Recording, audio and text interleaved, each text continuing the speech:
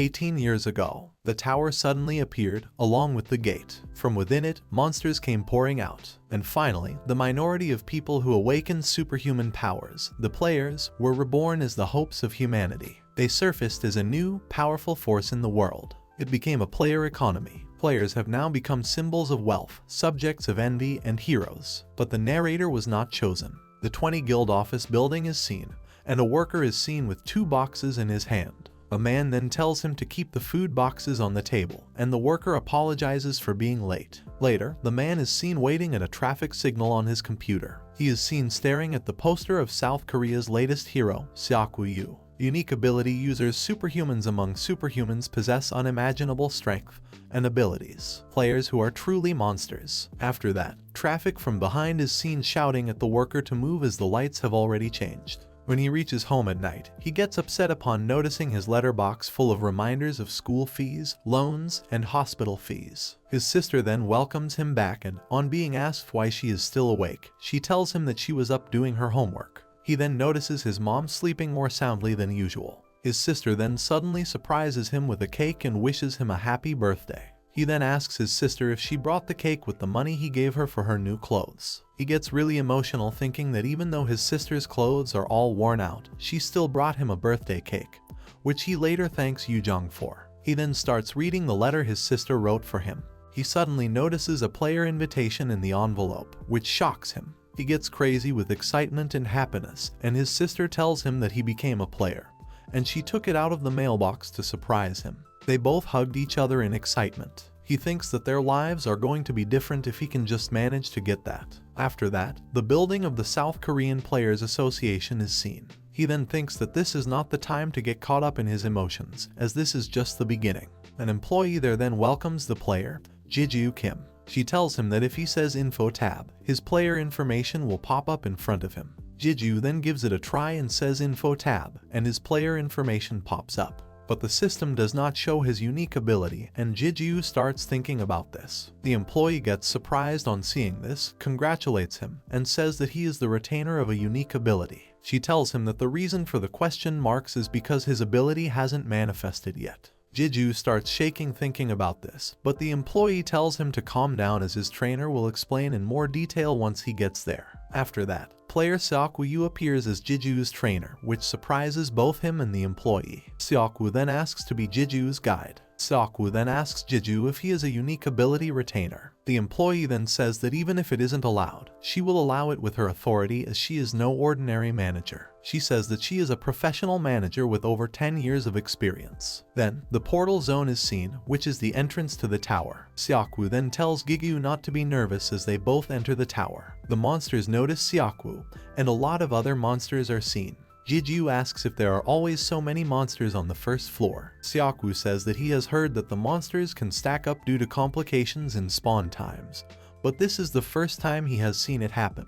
Jiju wonders if it will be a big problem, but Seokwoo says that it actually works out for them, and it will make things easier for him to explain. Seokwoo then asks him if he knows about the 100 goblin test, to which Jiju replies that it was one whose results were accurate but was banned due to its risk. Seokwoo tells him that it was a test designed to gauge the potential of sub-level 10 players. He says that it measured a player's potential from the time it took to hint 100 goblins without using any skill if he cleared it in 4 to 5 hours. He tells Jiju that he has the potential to become a high-class player in 2 to 3 hours. While fighting with the monsters, he says that he has the potential to become a high-ranking player, clearing them in under an hour. Jiju finds all of this amazing. Seokwoo says that the time of a unique ability holder is 10 minutes, which surprises Jiju. Seokwoo tells him that the amount of strength that would take years for a normal player to build up can be achieved by a unique ability holder in just a few months. The potential and growth speed of unique ability holders are beyond his wildest imagination, says Seokwoo. He then asks Jiju if he has heard of the Angelic Guild,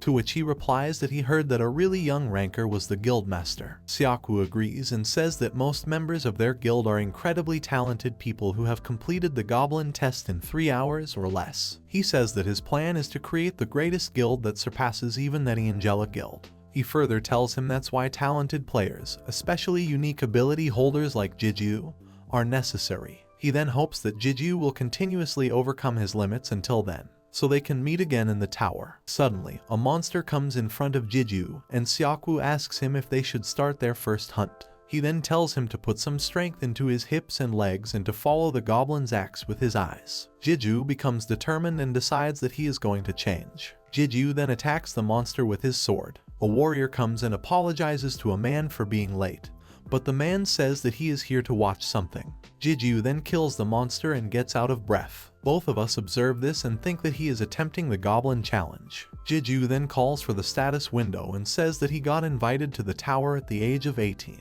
He even thinks that he has a unique ability, which people call the privilege of being chosen. But even after 5 years, it takes him a whole hour to kill a goblin. It turns out player Jiju is still at level 1. Different players are seen practicing and killing goblins. The players are seen discussing leveling up. All the players level up and think that it is quite easy in the beginning. They then decide to take on the second floor the next day. The players then talk about Jiju and how he's a unique ability retainer. They think that these are all rumors. A player then tells another one that he's the lowest ranking player, which surprises other players. They then laugh and say that he has a nickname, and people call him the dysfunctional leveling player. Jiju comes to a place after he finishes his work for the day as a guide. It's a shabby spot on the first floor that players rarely pass through, a place he found thanks to spending more time on the lower floors than anyone else. It is his secret spot, a place where a single goblin spawns once every day. Jiju holds his sword and thinks it will be an easy hunt if he can just manage to strike his vitals before he notices him. The goblin notices Jiju from his side and attacks him with his weapon.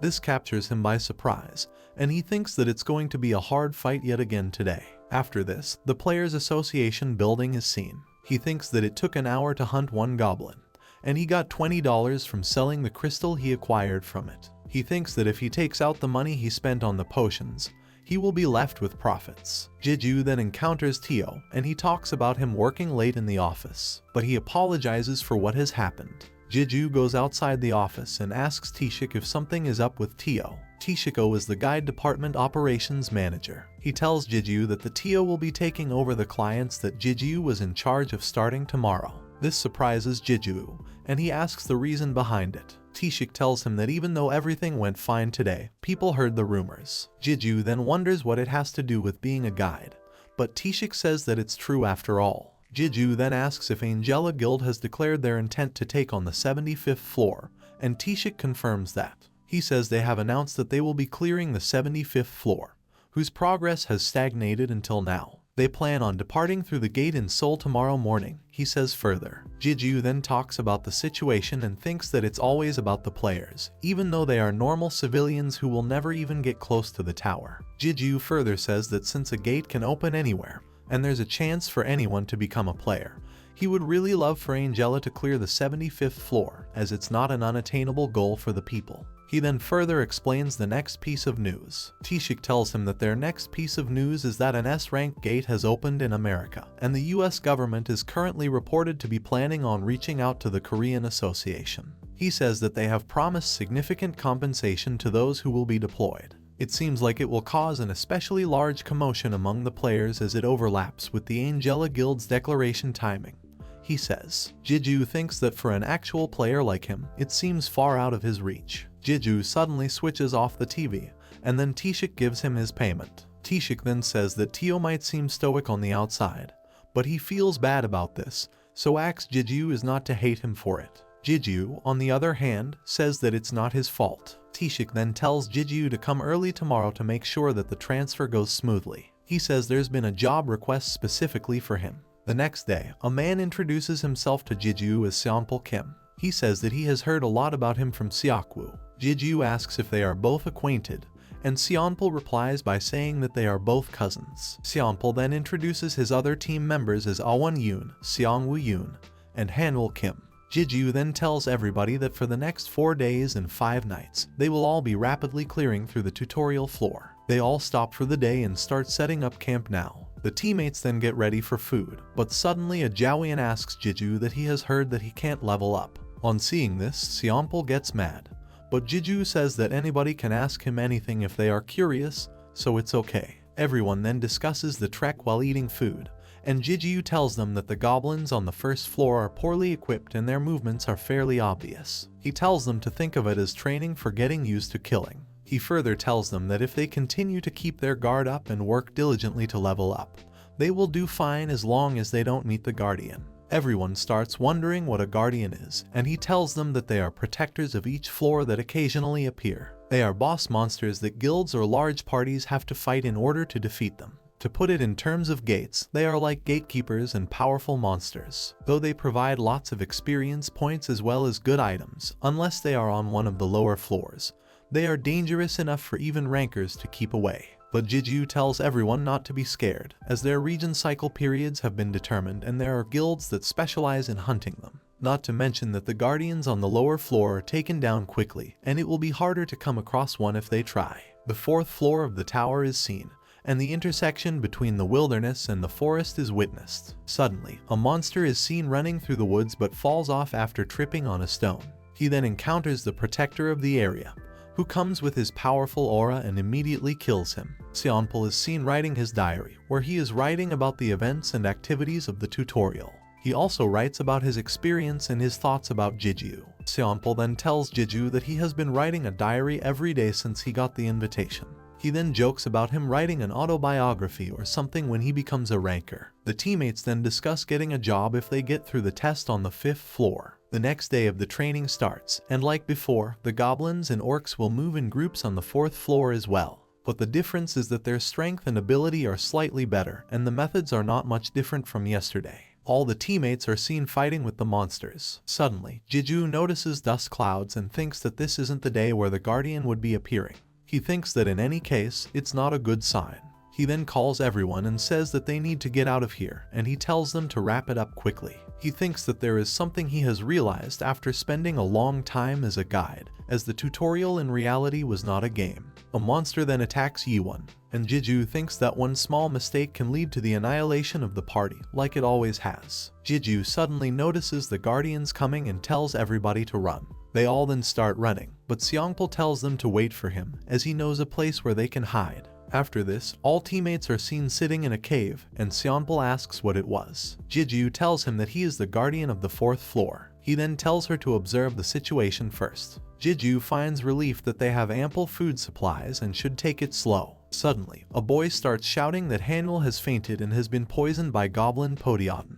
But he says that if they give her some antidote, she will be fine. They then suddenly notice that the medicine is not here. Jiju then thinks that he can't be the one featured. He then tells everyone that he will go outside and send a response signal, but his teammates say that it's too dangerous. Jiju further tells them not to worry, as he has gone around the tutorial floors until he got them sick, and he will just be going to the hills and shooting the flare. He then calls himself the best level 1 in the world. Jiju then observes the monsters from behind a rock and thinks that the movement paths of the monsters were all changed due to the appearance of the Guardian, so it's hard to predict where they will be. He then decides to give up on this route and look for another path. He thinks if anything happens, he has one smoke bomb left as well. Jiju is then seen walking on a different route. With this speed, he will reach the hill that he is aiming for in 3 minutes, he thinks. He decides to quickly shoot the flare and return to the cave. He thinks he just has to not run into the Guardian. Suddenly, out of nowhere, the Guardian appears and attacks Jiju. Jiju holds his gun and thinks that he will not fall into the same tricks again and again. First, he thinks he must make as much distance between it and himself as possible. He braces himself to find a way out of this situation. The 5th floor of the test is seen, and Jiju thinks that this is the door that he wanted to jump into, giving up on everything, but couldn't because of his family, a place where death is the only thing that's waiting for a level 1 like him. A guy like him, who can't even handle the 4th floor, going to the 5th floor would run into a dead end. Jiju thinks that there is still a choice between certain death and uncertain death. He finally decides to open it. With all his power, Jiju opens the door to the floor to see what's behind. A virtual message welcomes him and says that he has entered the first tests, and that his player information has been checked. The system then tells him that he has confirmed the requirements. Jiju enters the first test room, and the system confirms his player information. It discovers his unconfirmed ability and tells him that he has met the conditions. Jiju is seen lying on the earth without any power. The system then tells him that his difficulty is being significantly lowered. His first task is to hunt the goat. It turns out that Jiju kills the goat with his sword and passes the test. His job gets determined, and an unconfirmed ability is discovered.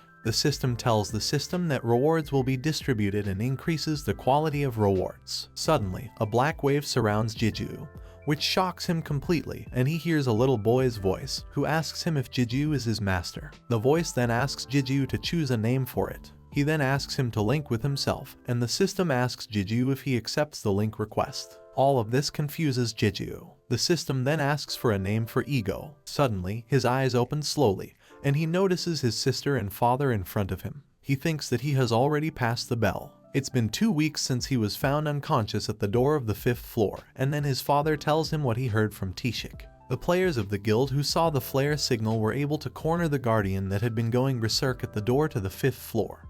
But the guardian managed to get away. It worried his mother that they weren't able to catch the guardian, but seeing that Xiample's party was able to be rescued, safe in one piece as well, put her heart at ease. After that, Jeju is seen talking to his mom and telling her that his insurance took care of all the fees. He also tells his sister that she doesn't need to come to the hospital anymore and asks her to take care of his mom. He thinks that even after clearing the 5th floor, against his hopes, he is still at level 1. A ring on Jeju's finger is seen shining. All the players are seen practicing, and they talk about Jeju's popularity. They say that he is famous for being a guide who can't level up.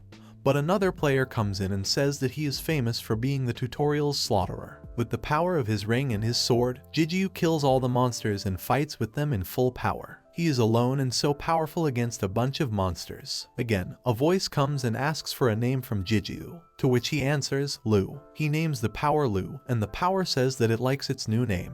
Jeju continues to kill the monsters. After this, a virtual screen is seen, which says that Jeju's job is to be the ego's partner, and that his unique ability is that he can link with the ego, and he states his skill is synchronization, which means that he can become integrated with the linked ego and use the ego's abilities. Another virtual screen appears, which shows the strength qualities of Lu. It says that Lu's level is 7, his strength and dexterity are 18.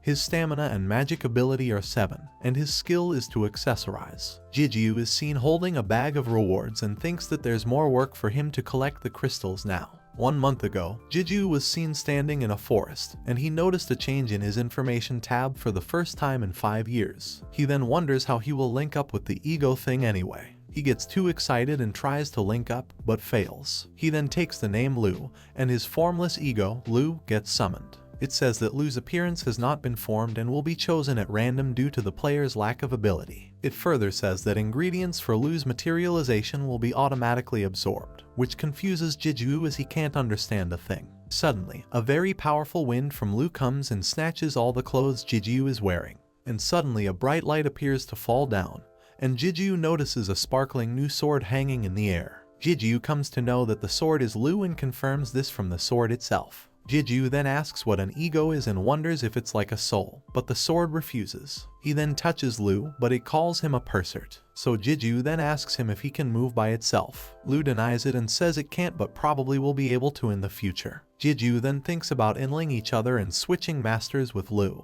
to which Lu replies that it's up to the master. Jeju then asks Lu if it can attack him, but it says that though attacking him is possible, if Jeju dies, then his linked ego will also disappear, so it's highly impractical. Jeju then asks his last question, it feels like pain, to which Jeju replies, yes, and says that he is a distinguished ego that can feel all emotions and, if chosen in the settings, all sensations too. Suddenly, a virtual screen appears asking, will you turn on Lu's pin perception? Just when Jeju is about to throw a stone, another guardian appears. The Virtua system says that Lu has acquired experience points and has leveled up. His stats have also increased. Just when Jeju is about to throw a stone, a big, powerful monster appears at the back of Jeju, and Lu then says that he is blessed to be with such a chill master. His ring with the red power is seen on his finger. Jeju then decides to go into a gate instead of a tower for next time, but then remembers not to go into gates. 4 high school rankers have died recently in a gate in the US, and there have been several cases where gates that were supposed to be rank F or rank C. The man says that this has never happened in 23 years and started a month ago.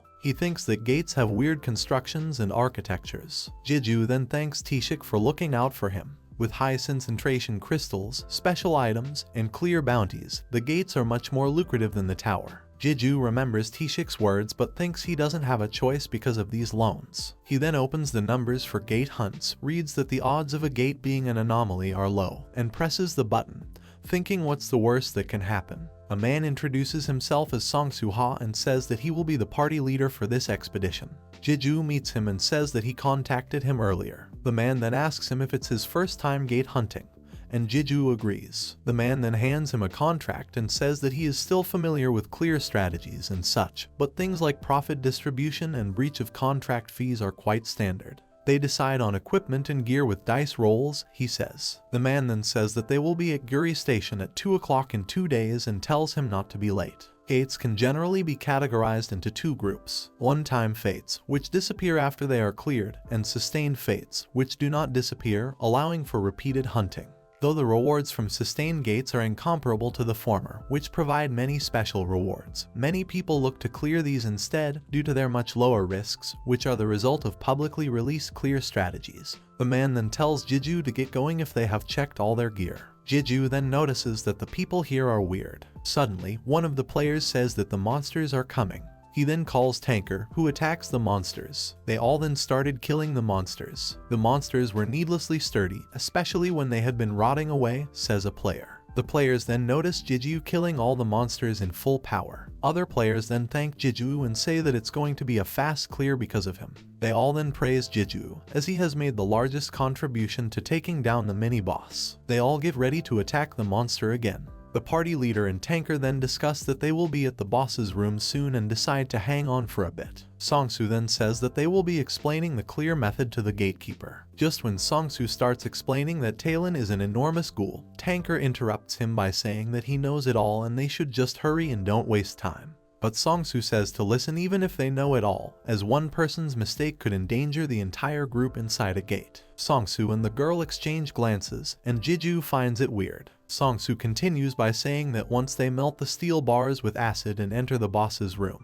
Talon will be sitting with his back turned against them. They all find Talon huge and enormous. One of them decides to attack him with his bow and arrow, which will cause an angry Talon to start flailing his fists around. Tanker Byung-hoon Song blocks those attacks for them, but Talon attacks him very powerfully. The most important part is that when he hunches over to change his attack pattern, his defense will increase threefold, preventing most attacks from having any effect on him. Something about 3 times the defense, but with Jeju's attacks, you should at least be able to damage him, even just a little. Suddenly, Jeju flies in the air to attack Talon powerfully. While in the air, a message comes in saying that the synchronization rate with Lu has increased, and that now Jikyu is able to use Lu's abilities more effectively. He then attacks Talon with his sword, and a virtual message comes up saying that Gatekeeper Talon has been defeated and Jeju has acquired experience points. The message also says that Jeju has killed the Gatekeeper in a single strike and has acquired bonus experience points. The virtual system tells him that his stats have changed slightly due to Talon's blood. Another virtual message appears, which says that Jeju has acquired the skill Cannibalism, which recovers health by devouring corpses. All the players get shocked upon seeing this and start asking Jeju for his contact information. Song-Soo tells everyone that an equipment item, a dagger of paralysis, has been dropped. He then says that, as outlined by the contract, he will now roll the dice to determine reward distributions. Tanker again asks Jikyu if he wants to have the dagger, but Jikyu thinks that he keeps talking down on him. Tanker says that Dio will take care of it and tells him to just play along. After being a guide for 5 years, Jeju had developed an eye for people. Though his expectations from Dealer Dea and Tanker Byung-hoon were low, he did not expect something like this from them. On the other hand, he thinks that party leader Song-Soo and the girl whose name he doesn't know are hiding something from him. The party leader then takes out the dice, and suddenly Tanker takes out his dagger and tries to attack him. But Jeju interferes in between and tries to topple him. Tanker thought that he and Jeju were on the same side and asked for help from Dea, but he got scared. Jeju observes that the girl didn't even take out her dagger and thinks that she and party leader Song-Soo might be magicians, as even he didn't flinch when a knife was flying at his throat. Rather, he was watching the knife instead. Jeju asks who they are, but Song-Soo asks the same question to Jeju in return. But Jeju says that he is asking since they were the target of the tanker. Suddenly, Song-Soo calls the girl by the name of Harem, and her aura is revealed, which surprises Jiju. She very quickly goes and lights the throat of Dae, and Jiju thinks that she is dangerous. Tanker also dies on the spot, as he was pinned down by Jiju. After this, Jiju says that he will be taking his dagger, and Songsu asks the reason behind it. Jiju says that since he saved his life, it should be fine for him to have this. He further says that an item of this caliber shouldn't mean much to someone like him. Songsu asks Jiju if he knows who he is, to which Jiju replies by saying that having such a bodyguard means that he is no ordinary person. But he says that he has no interest in either one of them, and he will not try to find out or blabber about him. Jiju then decides to leave Dae and Tanker in Songsu's care and says that he wants to hunt for a little longer before he heads back. Lu says that the girl called Harem is dangerous. A virtual message then appears saying that Jiju has absorbed the zombie's stamina. Jiju asks Lu how it feels to have two hearts, to which Lu says that it is an ego and zombie blood is no good. Jiju then says that there are no more zombies, and since they have absorbed enough zombie blood, they should go now. Lu then absorbs stats through the blood, dexterity from goblins, strength from orcs, and stamina from zombies, so his stats are higher than they should be at his level. Jiju and Lu then stop by the rewards room before they leave. The rewards room is a limbo space, which is only accessible through the gatekeeper's corpse, as its name suggests, where the rewards that clearing the gate are given. Jiju then asks Gatekeeper if there was something like this is here before. But for Udeni Lu, he then checks the wall and believes that the inside looks hollow. Jiju decides to break the wall with his dagger. Just when the wall shatters and a lot of dust comes out, suddenly Jiju senses another ego in a place like that. Jiju senses another ego behind the shattered wall and wonders if egos are that common. Suddenly, Jiju sees a sword there and tries to grab it. The sword then asks him if he's the sword's master, a space filled with pure white, similar to when he met Lu, but it feels different. Jiju then asks if the voice is the ego contained in the sword. The voice then says that it has been waiting for a master here and asks Jiju if he will respond to its call. Jiju agrees to be his master and names the ego L. Jiju did not feel unfamiliar this second time since he had already experienced it once. The roof suddenly starts collapsing, and both egos start talking to each other, but Jiju shuts both of them down. Suddenly, Jiju sees Talon's corpse and thinks that he quickly needs to move to the rewards room. He suddenly runs with all his power and tries to reach the room. The news comes on television that a sustained gate was demolished. No precedent is known. The timing of the freak accident overlapped with the timing of the mass gate debate for a while. On the bright side, because the gate collapsed way after Jiju left, he was not regarded as a suspect. Its clear rewards were 30 violet crystals and an additional reward, the Charm of Protection, a valuable item that prevents common illnesses and increases longevity, and can be used even by ordinary people. Though it isn't enough to cure his mother's illness, it is helpful, and the money he received from selling the crystals allowed him to move her into a hospital, making himself feel a little better. After deciding to climb the tower once again, the 5th floor is seen.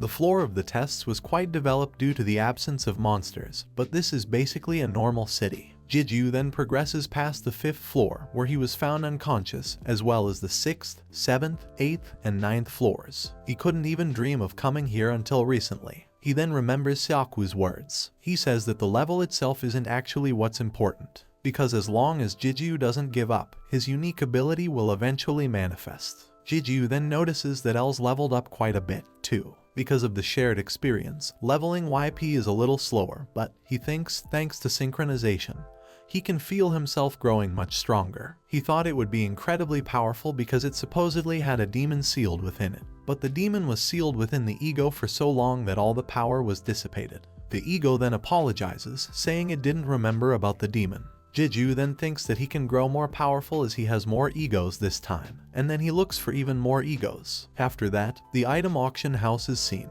Jiju then tries to sense an ego but doesn't find anything. He then thinks that there's no way egos are so common. After that, the main item of the auction is presented, known as the Bracelet of the Wounded. That's the item that's supposed to boost Jiju's regeneration.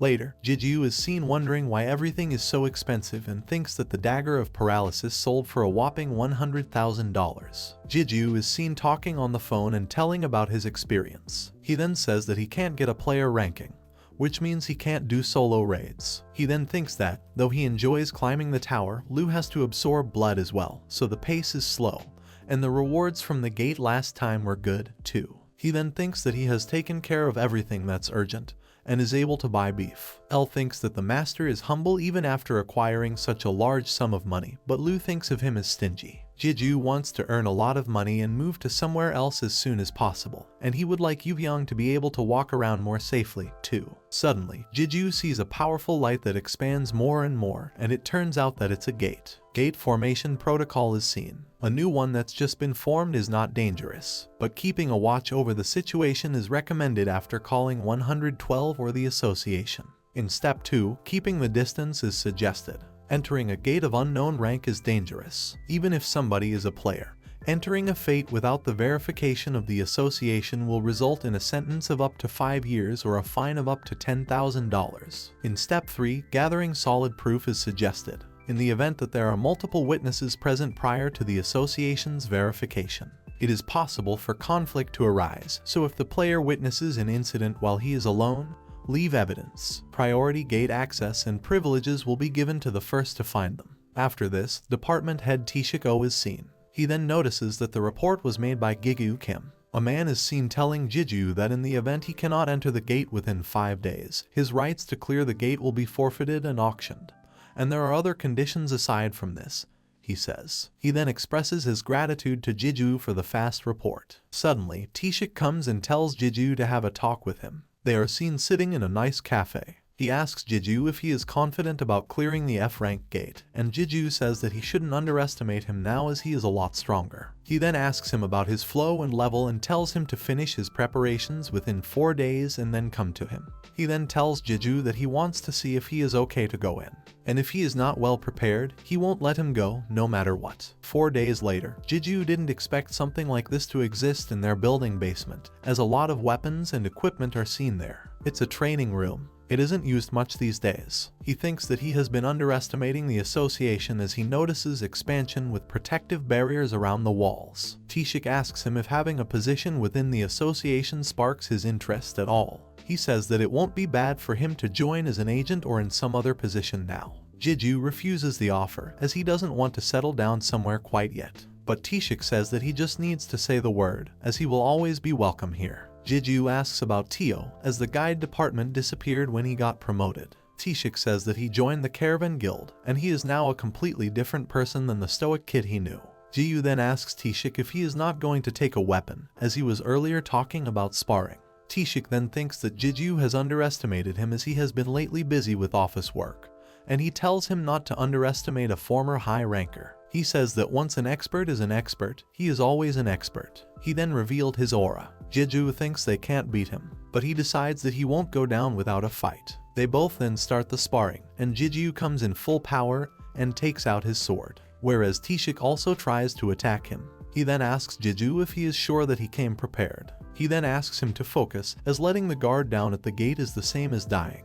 Jeju thinks that he was too cocky, but he didn't come without a plan. 4 days ago, the Dongdaemun district player item auction market was seen. Jeju is seen talking about not having armor, but while walking through the market, he notices an armor and a virtual screen shows up, which says that it's an inept blacksmith's crappy metal armor. Its rarity is normal, and it increases defense by 9.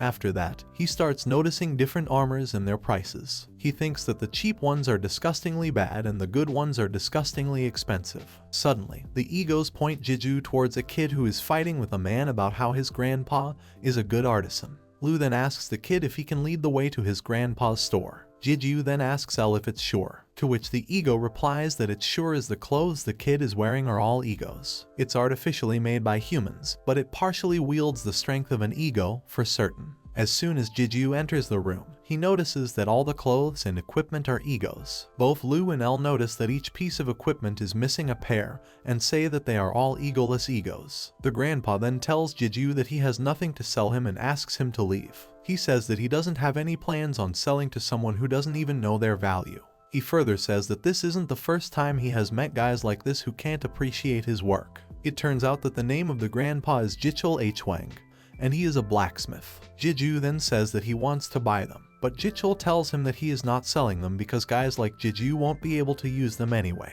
Jeju then asks him if he is able to use them and if he will sell the items to him. Jeju then starts telling the blacksmith the abilities of each item, which shocks the blacksmith. He then asks him to go ahead and try using it. To have a person who knows the value of their weapon wielded is a blacksmith's greatest wish. Jeju then holds a sword, which is an ego, and names it as Sharpness. This surprises both the blacksmith and the kid. L thinks that it didn't like the name. After that, Jeju and Tishik are seen standing face to face. Jeju, with all his power, tries to attack Tishik, but on the other hand, Tishik stands still. He shouts at Jeju and says that he can still see his hesitation at the tip of his sword. He tells him to fight for the vital spot with all his strength. Jeju then tells himself to concentrate, as his opponent is a former high ranker. Jeju again tries to attack, but Tishik dodges it. He then tries to attack him multiple times in different ways, but each time Tishik dodges his attack. Tishik then tries to attack Jeju. After this, Jeju wonders why he can't link any of the egos, to which Lu replies by saying that these guys are second rate, and not only that, egos are usually super picky about their owners. He couldn't be helped with Elle and herself, but it says not to think all of them will be like them. Jeju then names another ego as Brunhart, and suddenly, a virtual message appears telling Jeju that he has linked with Brunhart. Another message comes, saying that the partner lacks the abilities to wield, so not all the abilities can be used. It further says that Brunhart loses most of his abilities. After this, the abilities of Brunhart are shown. Reflecting damage is accumulated by Brunhart. On the other hand, during the spar, Tishik attacks Jeju with full power, causing him internal injuries. He hands him a potion and asks him to drink it as it heals the internal injuries. Jeju's hand started shaking, and he couldn't even open his eyes. Teshik then tells him that he has passed. He says that he didn't think Jeju would be able to give him a scratch, but he eventually passed. Jeju thinks that it was all because of a thoroughly planned strategy that wasn't a coincidence. Tishik then asks him what it was earlier, to which Jeju replies that it's from his item. Tishik says if the gate isn't cleared a week from today, then the association will send their agents. Till then, he wishes him the best of luck in clearing the gate. Tishik gives Gigu 5 days, not a week, and says that if he doesn't come out within that time, then forget the agents, as he himself will come within and drag him out. He decides this is cheaper than paying for the agent's travel expenses. He then asks Jeju about packing potions and smoke bombs and tells him not to be cocky just because it's an F rank. Jeju then bids goodbye to Tishik and says he will be back. He then enters the gate and hopes that it's a sustained gate, as with that, he can earn a lot of money. Jeju says that since it's an F rank, there's a high chance of it being the difficult tower or basement gate. As long as it isn't the maze gate, he will be able to clear it quickly. He suddenly takes out his dagger and kills a monster. Suddenly, he meets a pack of dangerous monster wolves and thinks that it's time to level up. Lu absorbed the blue wolf's blood, and Elle has leveled up, says the virtual message. Reflecting damage is accumulated by Brunhart, which helps fight Jeju with the blue wolves. Jeju then takes a break, as it's been around 5 hours. He thinks it feels easy, as there isn't much difference between the orcs. Still, with his position, it would have been hard for him to enter on his own, but he got lucky this time. Jeju feels that he definitely needs a player rank, but a player's rank is measured without any equipment. If he is more than a certain distance away from his ego, he will have level 1 abilities, and there is no way he could get a proper evaluation. He thinks there is nothing that Tishik Hyung can do for him either. Elle says that once his master's abilities advance, no matter how far apart they are, he should be able to maintain the link. Jeju thinks he doesn't even know what he is supposed to do in order to advance. He then further says that he even doesn't know what cannibalism is. He then wonders if Lu can also eat one of its kind, but Lu thinks Jeju is crazy. He then notices that his bag is already full to the brink with crystals. Jeju then drinks the buff potions for energy and stamina, and Lu says that he feels a strong energy outside the cave and says that's where the boss is. After that, it says that it feels strong energy from somewhere nearby, a presence that feels as if it has shallowed more than half of the gate's power. Online Talon, who had been attacked countless times, has true dignity. Suddenly, the boss opens his eyes, and the wolf gets ready to attack Jeju. Jeju thinks that it's leagues above Talon's and realizes that this is a real boss monster. It comes to attack Jeju, but he counterattacks him with his dagger, which makes the boss even more angry. They both tried again to attack each other with full power, but Jeju thinks that his defense is stronger than it looks, and he has no choice but to have it slowly accumulate damage. Jeju then thinks that fighting a tough opponent is actually his specialty. He again attacks the boss with both his swords in full power, but the boss remains unaffected. It comes to attack Jeju with all his energy and power, but Jeju again attacks him with his sword at his body. After this, the boss lies on the floor wounded, and Jeju is seen gasping for breath. He thinks that it was a close call. He thinks that the effects from the buff potions were almost up, and if he didn't have Brunheart, he would have lost it. He further thinks that he can't even compare Talon to him. He then thanks the boss for dying in his hands. A virtual message then appears saying that Jeju has defeated the gate's boss, Changkyung, and has gained experience points. It also says that you have absorbed Changkyung's blood and have also gained an agility stat from absorbing Changkyung's blood. The message further states that Lu has gained a skill and says that stamina recovers at a rapid pace when dealt with damage that is difficult to withstand. Suddenly, another message comes that cannibalism has activated, which surprises Jeju. Cannibalism gets activated, which shocks Jeju. Suddenly, a lot of powers start revolving, and Lu absorbs Changkyung.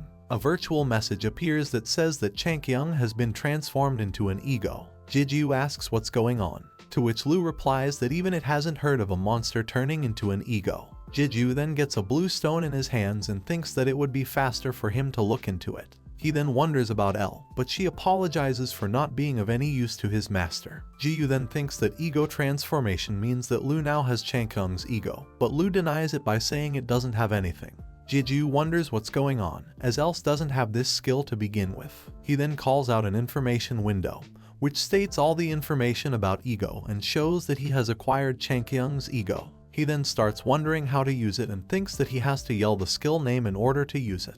But he decides to use it later, thinking that he will know when the time comes. Jeju then realizes that he was able to check the usefulness of cannibalism, and that he was also able to get his hands on a blue crystal that's one rank above a purple crystal. He further thinks that for a size like this, he can get a pretty good price for it. He then decides to go to the reward room. Jeju suddenly gets surprised on noticing that it's not here, and both Lu and Elle asks the reason behind his surprise. Jeju thinks that to go into the reward room, he has to touch the gatekeeper's body, but it's not here. He then suddenly starts shouting about the absence of Changkyung's corpse to Lu. Inside the gate, where the sun never sets, he did a full-fledged search on the second day. Lu asks Jeju if he really has to find it and thinks that the master is wasting time, whereas Elle thinks that going outside to get some help could be one method. But Jeju says that he can't do that because if there is an anomaly like last time at the Guri City gate, then they will start questioning him. And if he can't find a way to clear it, even if he goes outside,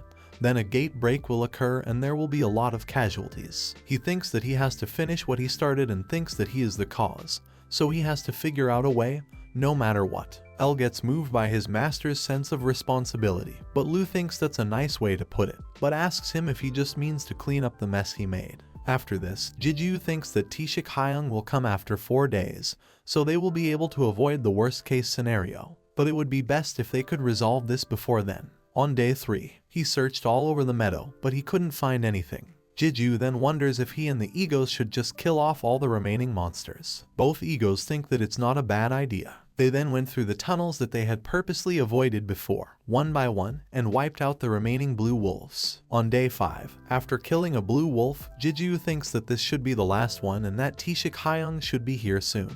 He then starts wondering if he needs to break the cave or something. Suddenly, both egos start calling Jeju and saying that all the energy of the gate is gathering in one place. Jeju gets shocked and starts questioning where it is. The egos tell him that it is where the gatekeeper was, in the meadows. After this, an expensive soundproof barrier generator is seen, and both Taeshik and Jeju are seen taking a shower. Taeshik says that he would have gone in if Jeju came out an hour later, and then asks him the reason for being late. He thought that with his skill, he should have finished it in 2 days. Jeju then tells him that he defeated the keeper on the first day, but there was a problem. Taeshik wonders why there would be a problem after defeating the boss. Jeju says that the boss's body disappeared, so he couldn't be transported to the reward room. He then tells him that he killed all the remaining monsters, and that's why he had so many crystals. After he killed the last one, all the energy in the gate gathered in the boss's room, said Jeju, and he ran as fast as he could towards the gate. He was unable to describe the scene that happened later. It was almost as if the world was breaking into pieces and being crumpled into one place. Later, Jeju gets a piece of stone in his hands, and a virtual message appears saying that he has acquired an ego fragment. It then asks him if he will get to the reward room. All of this confuses Taeshik. Jeju thinks that the gates might be egos. Taeshik says that he will deposit the payment for the crystals, as well as Jeju's gate clear reward, into his bank account. He says that it should come to around $50,000 in total. He then asks Jeju if he is going straight to the hospital. To which Jeju replies that he has already contacted her but is going to see her since she's probably worried. After that, Taeshik offers Jeju a ride. After this, room number 537 of the hospital is seen, where Jeju asks his mother and Taeshik to talk to each other. His mother thanks Taeshik for always taking care of Jeju. Then Jeju tells his sister to take care of herself as her exam season is just around the corner. Yojung jokes about getting the charm of protection in that case. Suddenly, a woman asks Jeju if he is Yujeong's older brother. They both notice their grandmother and ask her why she is not sleeping yet. She answers that she came out to stretch her legs and walked over when she heard their voice. She then apologizes for bothering them and starts to walk away. Both the children wish her good health. Suddenly, the granny turns over and says to Jeju that several energies are in conflict with each other and tells him to always be careful not to lose yourself. She then hopes that he can fight through the coming adversities. This confuses Jeju, and he thinks that she knows something. The next day, Jeju wakes up from sleeping and notices a doctor and nurse. The doctor asks him if he is the guardian of patient Sujin Lee. The doctor then tells him that he wants to talk to him. After this, two men are seen talking about going home and then notice the tutorial slaughterer, Jeju, and think of saying hi to him. It turns out that the doctor tells Jeju that his mother is in critical condition as her muscles are severely damaged,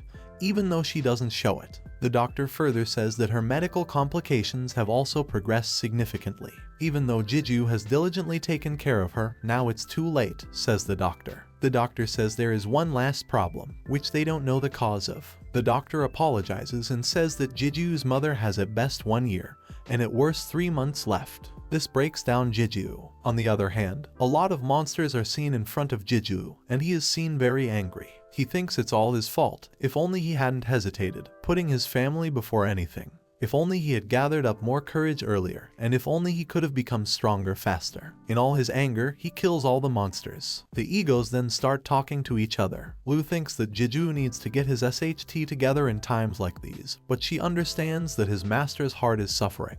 After this, the 19th floor of the tower is seen, and Jeju is seen with a huge bag on his back. People start wondering if he has a bag full of crystals and get surprised at how he went from the 11th to the 19th floor in just 2 weeks. Somebody then offers help to Jeju with his bag. It turns out it was the red player group, the Spear Guild, who offered their help to Jeju. The group leader asks Jikyu to let them carry a little for him, but Jikyu suddenly takes out his sword and puts it on his neck. The guy gets mad and asks Jeju if he knows who he is, but Jeju tells him to fuck off and tells him not to greed for other people's things. The guy feels that Jeju has a lot of bloodlust. Suddenly, people from the association come up, and players of the Spear Guild group start running. The guy threatens Jeju and says that he won't forget his face. A man from the association then introduces himself to Jeju. He says that he is Sing-hoon Hyo, a security agent for the 19th floor from the Korean Players Association, and he would like to ask for Gigi's cooperation for a moment.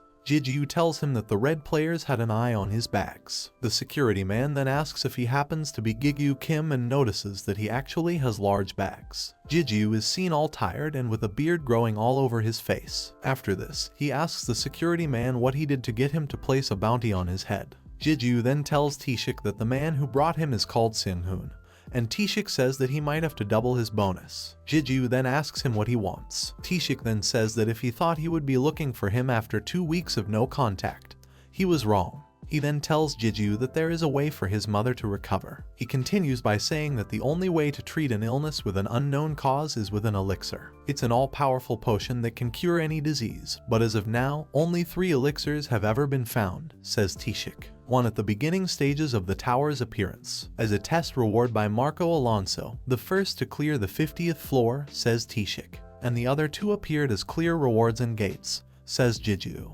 Taeshik then talks about the connections between the 2 gates, which are called the Maze Gates. The Maze Gates are a type of gate that boasts a notorious level of difficulty due to its wide distribution of monsters of various ranks, as well as a powerful keeper and frequent traps. But because they are classified as miscellaneous gates, separate from ranked gates, anyone can challenge them, as long as their identities are verified. Taeshik then says that 2 days ago, the 3rd Maze Gate appeared in America. He then tells him to wash up before evaporating, as his mother will faint if she sees him like this. He further tells Jeju to leave his bags in the building and says that he will cash everything he has brought and deposit the money without charging fees to his bank account. After this, Jeju encounters the security man, Sung-hoon Hyo. He says that the department head told him to see everything if he wanted the bonus. Hence, he was put in charge of guiding him to the gate. He tells Jiju that the department head has taken care of all the document-related logistics and that all the necessary supplies have been prepared. He says that they can depart right now and asks Jiju to follow him. After this, the 20th floor of the tower is seen, and a virtual message says that Jiju has passed the test. It also shows that his synchronized skill has now been changed to synchronize E layer. It gives all the information about Jiju Kim and says that as his skill, Jiju can use 35% of his ego's power. On reading this, Jiju thinks that skills with ranks aren't very common, though he can still only use 35%.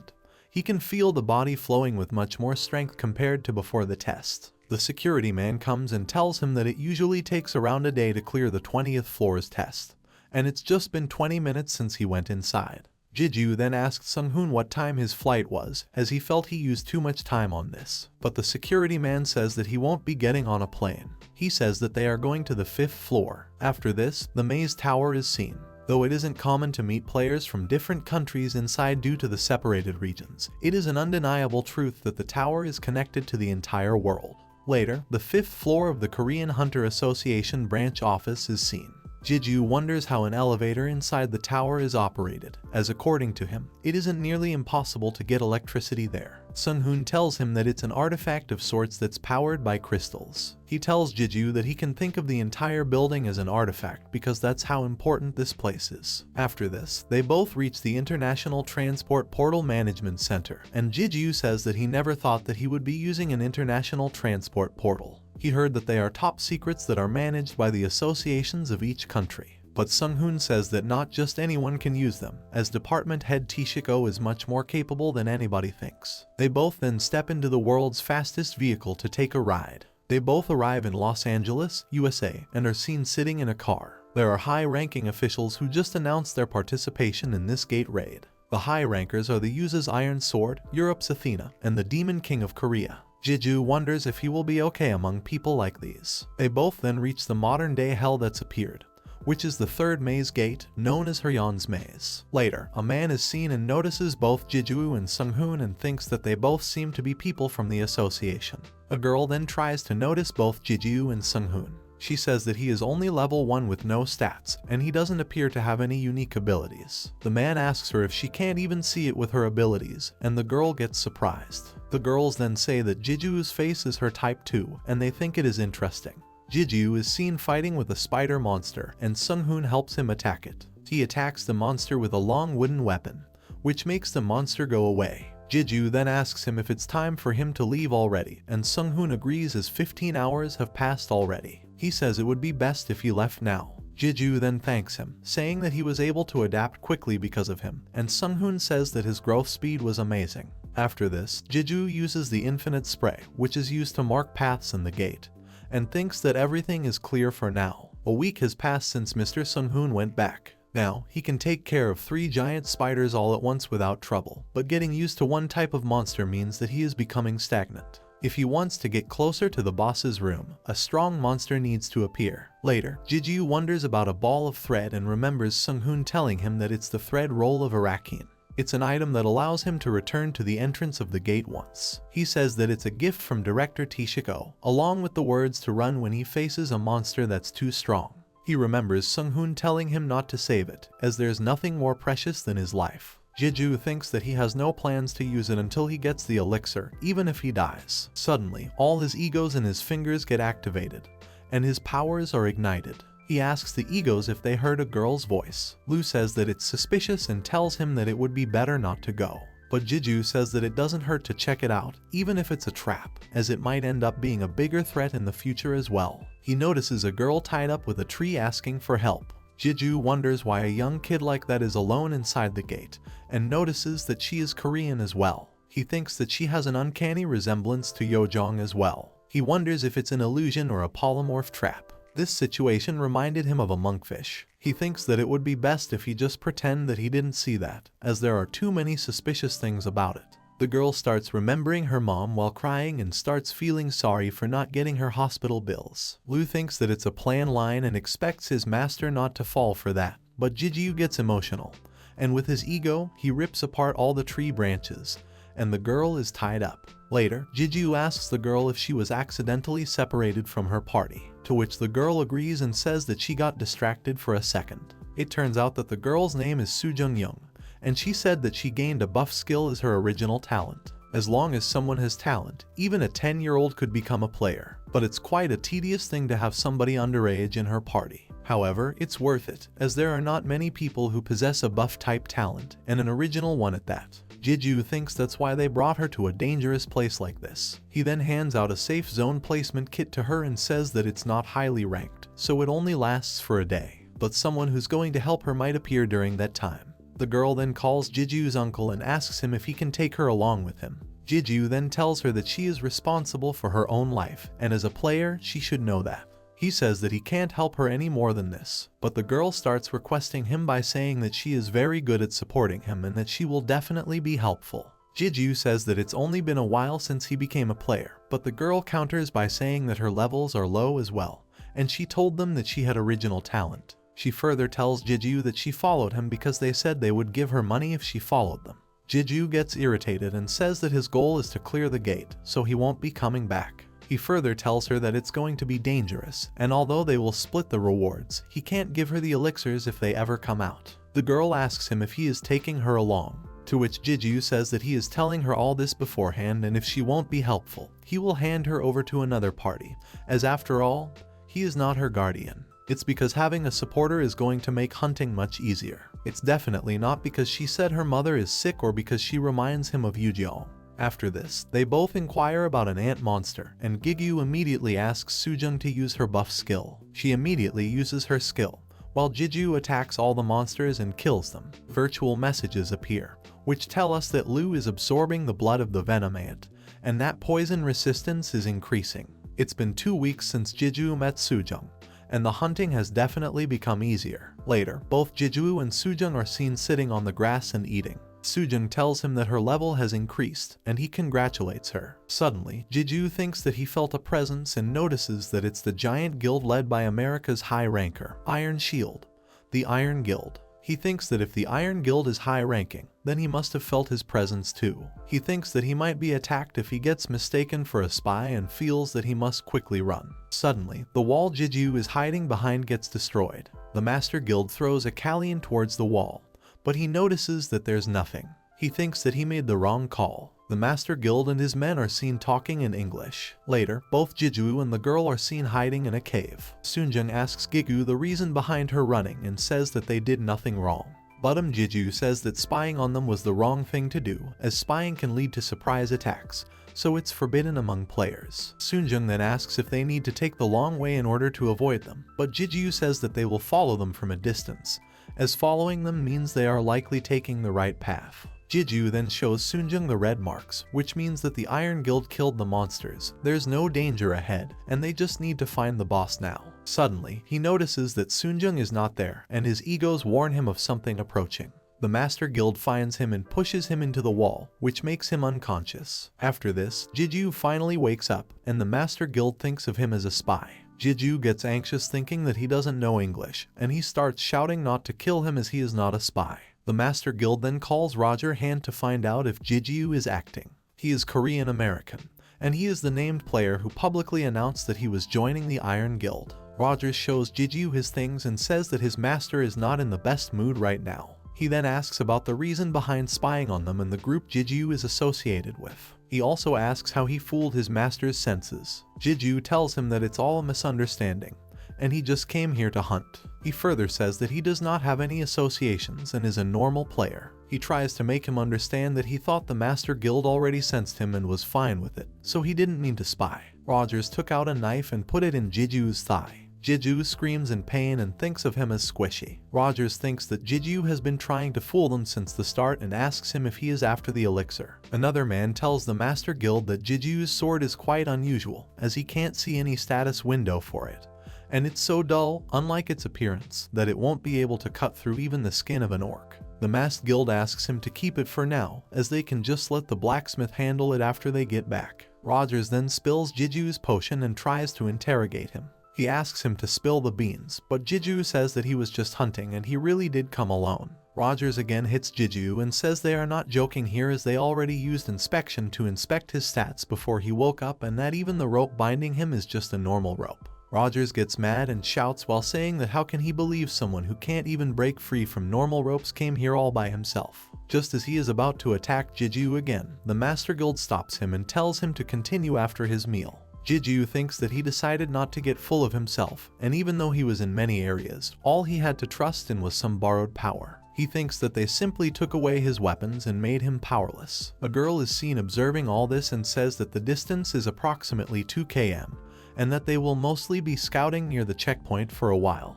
She then asks a masked woman for their next move. Fingers and toes severed 27 times, bones crushed 63 times, puncture wounds and cuts suffered 121 times, and counts of typical abuse lost at around 200 times. It's been 4 days since Jiju was captured by the Iron Guild. All the men from the Iron Guild are seen standing in front of Jiju while he is tied by a rock. Rogers tells the master that Jiju is stubborn, and the Master Guild says that if Jiju was talented, then he would have scouted from his. The Jiju Master Guild asks his man to bring one of swords. As Jiju, he decides that a man like Jiju should be shown sincerity, and decides that he will kill Tombstone with his sword himself. He further says that his sorrowful soldiers will act as his tombstone, and he will be buried along with a gate that will go down in history. The master points the Jiju's sword towards him, and immediately a message comes that tells that Jiju's link with Ego, Lu, has been re-established, and suddenly Jiju becomes powerful and breaks off all the ropes and ties and points his sword towards Master Guild. This shocks everybody, and the Master Guild holds the sword's tip, and Jiju, that energy, has been hiding his strength. He says that he felt the Demon King's. It's that no surprise Jiju, she took an interest in him. He said that it seems like she used Jiju as a plaything. The Master Guild wonders how detection managed to trick the detection, as it shouldn't be possible even for the Demon King. The Master Guild activates its attack, but he suddenly notices an arrow Artemis and sword Athena. The Master Guild assumes that it is a declaration of war against the Iron Guild.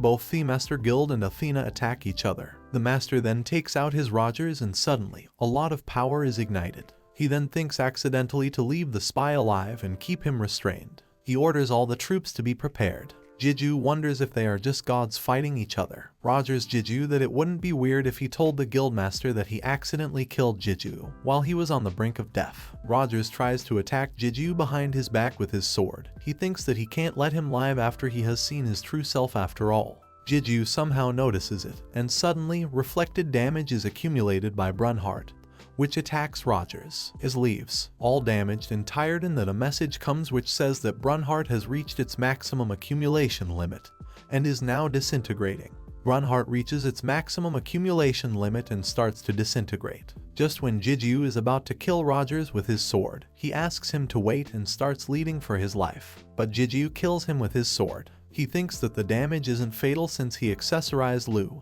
and was stabbed by an iron shield, but the artifact of Reflect was too significant and won't stop bleeding. Suddenly, he starts hearing someone calling him Appa, and he thinks Yujiang has come, but it turns out that Sujung calls him Appa. She asks Jiju what can he do for her if she saves him and gets him an elixir. She asks if Jiju can give up his life for her or if he can live his entire life as her slave. Covered with blood and wounds, Jiju is seen listening to all this. He says that he wants one more thing, to kill the Iron Shield and destroy the Iron Guild. Sujung thinks that this makes two things, but anyway, he asks Jiju if they have an agreement. Jiju further asks her about his sword, which is with a middle-aged man with a white mustache. She thinks that he is adding extra conditions, and why a man with a suit on Jiju comes and says that Jiju is an interesting person. Sunjung further says that by observing him from a distance, he looks like a good-natured person but is actually evil-natured inside. She says that someone suppressed his true nature. Sunjung then talks about how Jiju killed Rogers, as according to her, it seemed like it was his first time killing someone, and yet he did it cold-heartedly, without even a hint of hesitation. The man with Sujung asks her what she will do with him. He says that though the wounds look like they are fatal, he has a high level of consciousness, so he will recover if they leave him like that. Sujung says that if he recovered, then it was meant to be, and revenge becomes sweeter the longer it lasts. Suddenly, sweet little Sujung changes into a young, beautiful, but powerful woman as her aura gets activated. The coming of the Demon King is pointed, but Sujung says that names like that are made up by people who don't know what they are talking about. She says that she will kill the Demon King. After this, a box is seen, and Jeju realizes that he is inside his dreams. This nightmare has haunted him for years, but it went away after he met Lu. He feels that even after getting over a wall, he is still stuck in the well he was originally in. He thinks that even his dreams are mocking him. He thinks that he was lucky that he held the rope, which drew him up. Suddenly, he hears a voice that calls Jeju a loser and asks him how long he will complain that his link was broken this time. A demon-like shadow is seen, which talks about the borrowed power and asks Jeju how others are different, whether they earned it through effort or were simply just lucky. It tells Jeju that as long as he has it, it is his power. After this, El agrees with the shadow and asks the master not to destroy it. Suddenly, Jeju opens his eyes wide and becomes conscious. He wonders if the man with Sun is related to the Demon King. He tells Jeju that the recovered sword is next to him, and both egos start answering him again. He tells him to rest a bit longer, even though they healed his wounds with potion. He shouldn't move too much. He says that Jeju is currently endangered in many ways. He then noticed Sujin coming with her powerful aura. Suddenly, a lot of light and power are seen as someone approaches both Jeju and the man. The man answers that it is the demon commander who is the owner of this maze. Its true self is finally revealed, and as it turns out, it's the demon commander, Heryond. The owner of the maze is the demon commander, Heryond, who stands in front of Sujung. This gives a shock to Jeju, and he wonders if he has to fight with that thing. The man then asks Jeju to stand behind him, as he will die if he gets distracted. The man then sheds a drop of blood from his hand, which creates a barrier around them. All the demons and monsters approach Sujung to attack, and she uses her unique ability, Ink Flame, to fight the monsters. Sujung creates a big, sword-like barrier between Jeju and the demon as the fight continues. After this, the reward room is seen, and it turns out that, in the end, Jeju really got the elixir. He gets happy thinking that he really did it. He was not able to understand if it was because of all the hectic work he did and thinks that he doesn't have a sense of reality, as he was more frustrated than happy. Jeju asks the girl if her real name is Sujung, and she says that her real name is Young Sujung, and she is also Korean. It turns out that both Sujung and the man also get elixirs as rewards. Sujung then gives her elixir to Jeju so that his wounds heal completely. She says that their goal in the first place was not the elixir, but becoming commanders. Plus, she already had another one, so she gives her own to Jeju. She asks Jeju to think of it as her investment in the contract. Jeju thinks that he won't compare himself to anyone any longer and just needs to grow stronger by himself. Jeju then asks Sujung if she wants anything in return. In return, she says that she wants Jeju to become her disciple. She further tells him that he is useless as he is weak but asks him to look for her when he passes the 50th floor. She then slides his hair, which strikes a light, and she says that this is the evidence of the agreement. She tells him to learn as much as he can since, right now, he has lost his skills and abilities. She further says that Jeju's swords are unique, and there is still some time left till the gate closes, and she will tell him a way to strengthen one of his swords. But she first asks him to drink the elixir, as she needs him to be prepared because it's a risky method. It was Jeju's first lesson as her disciple. Elle tells him not to trust the woman, as she seems dangerous. After this, both Jeju and Sujung are seen standing in front of the guild master. The guild master thinks that Sujung stole the boss while they weren't looking, but Sujung says that it's first come, first served. Both Jeju and the guild master then get ready to attack each other. The guild master comes to attack Jeju with all this power and tells him that he has changed. He asks him how he became that demon's subordinate and wonders if he was always one. But Jeju says that it doesn't matter, as either way, he has to kill him here. Jeju then drinks the elixir, and a virtual message comes and says that he is being fixed. Jeju then observes that there is not much of a change, but Sujung says that his abilities and latent powers are the things that will be changing. But for now, the changes will be small. Jeju thinks that a small difference can determine a player's life or death, and for now, the most noticeable change was watching and reacting. It turns out his senses have increased, and he attacks the guild master. After that, Jeju dodges the attack and thinks that those moves were new to him, and now he is able to see them little by little. Jeju was now one step closer to becoming a high ranker. Sujung thinks that a newbie who has just started can't be compared to experienced ones, and even if he fluked, the most he could do is avoid an attack. She then says a Korean saying that you don't use a knife to catch a cow, you use a knife to catch a chicken, which means that you don't have to overdo it when you have an easy solution. The guild master is seen relaxed because he knows that he is strong, and with just one fight, he will be able to figure out the situation, as Jiju's growth and his elixir are the clues. After this, the guild master activates the power of the holy sword Kallian in order to attack Jiju. Yu gathers courage to attack the guild master. The holy of the sword Kallian has awakened his ability. It is absorbing the powers of the holy sword of the since the level of the owner is low. Only a fraction blocked by power will be absorbed. Absorption gets completed then. Using the moment of embarrassment, the guild master felt use Jiju, what he thought was an unblockable attack,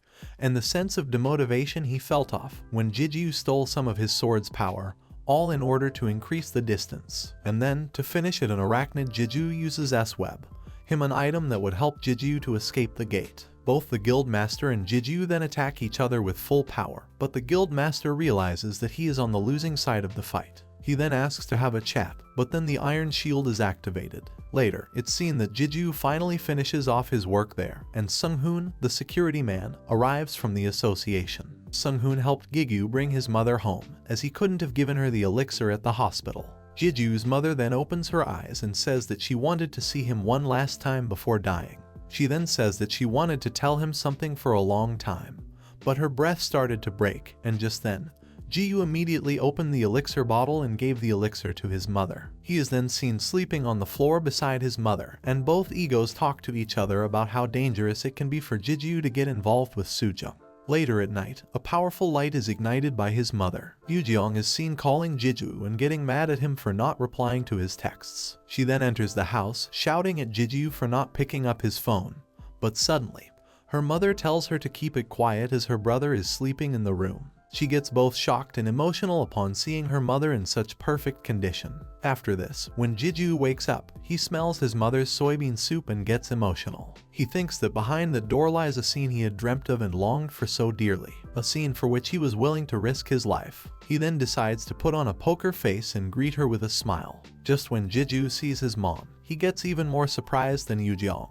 His mother tells him to sit down and have dinner with them. Yujeong then learns the story of how his brother went into the gate and brought the elixir. Jiju's sister experiences a mix of emotions. His mother apologizes to him for giving him a hard time. The next day, Taeshik visits Jiku's mother and she insists on him staying and eating with them, but he says that he has something to discuss with Jiku privately. She then thanks him for taking care of his son.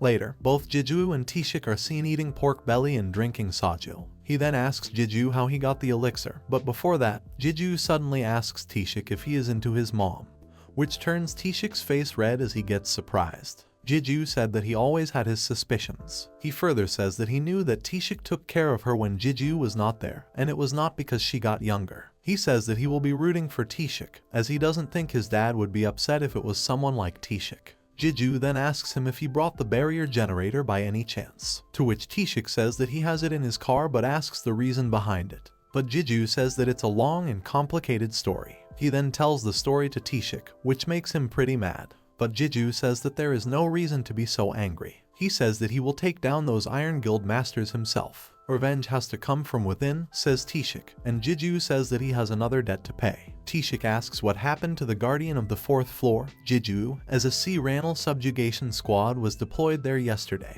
He further says that there are 37 members in total, 70% of whom are C-rank players. That's enough manpower to take down a guardian on the 30th floor. After this, a man is seen panting as he runs through the woods in the dark. His one arm is cut as the guardian attacks him, and it turns out that the C-rank subjugation has been wiped out. Screams of him getting killed by the guardian are then heard. Sung-hoon is seen talking to Jiju in the car. He says that their priority is to check his mother's condition after taking the elixir, as this can't be done at a regular hospital. He says that Taeshik will take care of that. Next is the yellow crystal that came as a reward along with the elixir. He tells Jiju that he has given half of the sale amount to the general manager, as he requested, but Taeshik reluctantly accepted it. He further tells him that there are 20 million left and then tells him about the shortlisted locations where his family would be moving. Jiju then asks about the reason behind his shortlisting locations for his family, to which Sung-hoon says that he is his personal assistant starting today. Later, the neighborhood of Dongdaemun is seen,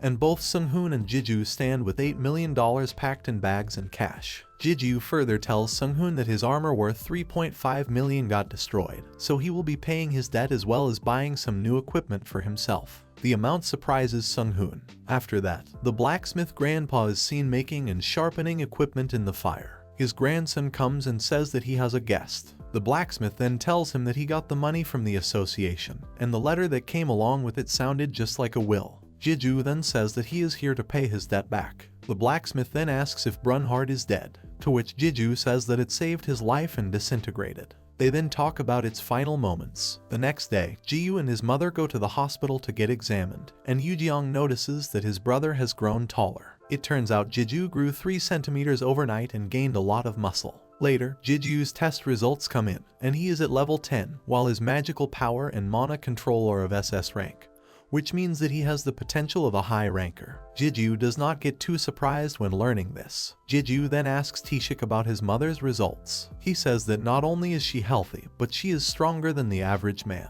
But what's really amazing is that, despite being a normal civilian, she can now use items. Taeshik asks Jeju if he is on a break from hunting, and Jeju says that he is absorbing Kalon's powers. Taeshik then sends Jeju to be ready next weekend, as they are planning to say B rank squad because the 4th floor guardian still hasn't been caught. He further says that the guardian seems to hunt players in order to get more powerful. It might not seem like a huge deal, but this is a big change. Despite working out like crazy, at a certain point, even his to gain plateaued. He remembers that this is what the message wanted to readjust when it said by readjusting his limits. The B-rank subjugation teams are composed of at least 30 members, over 60% of whom are B ranks. Then there's player Jeju Kim. His rank after consuming the elixir is that he has no rank. Taeshik tells him to take the player assessment test and says, with his physical attributes, he might only be D rank, but taking his potential into account, he will easily get B rank. Jeju thinks B rank means he is over 100, but Taeshik says that mana capacity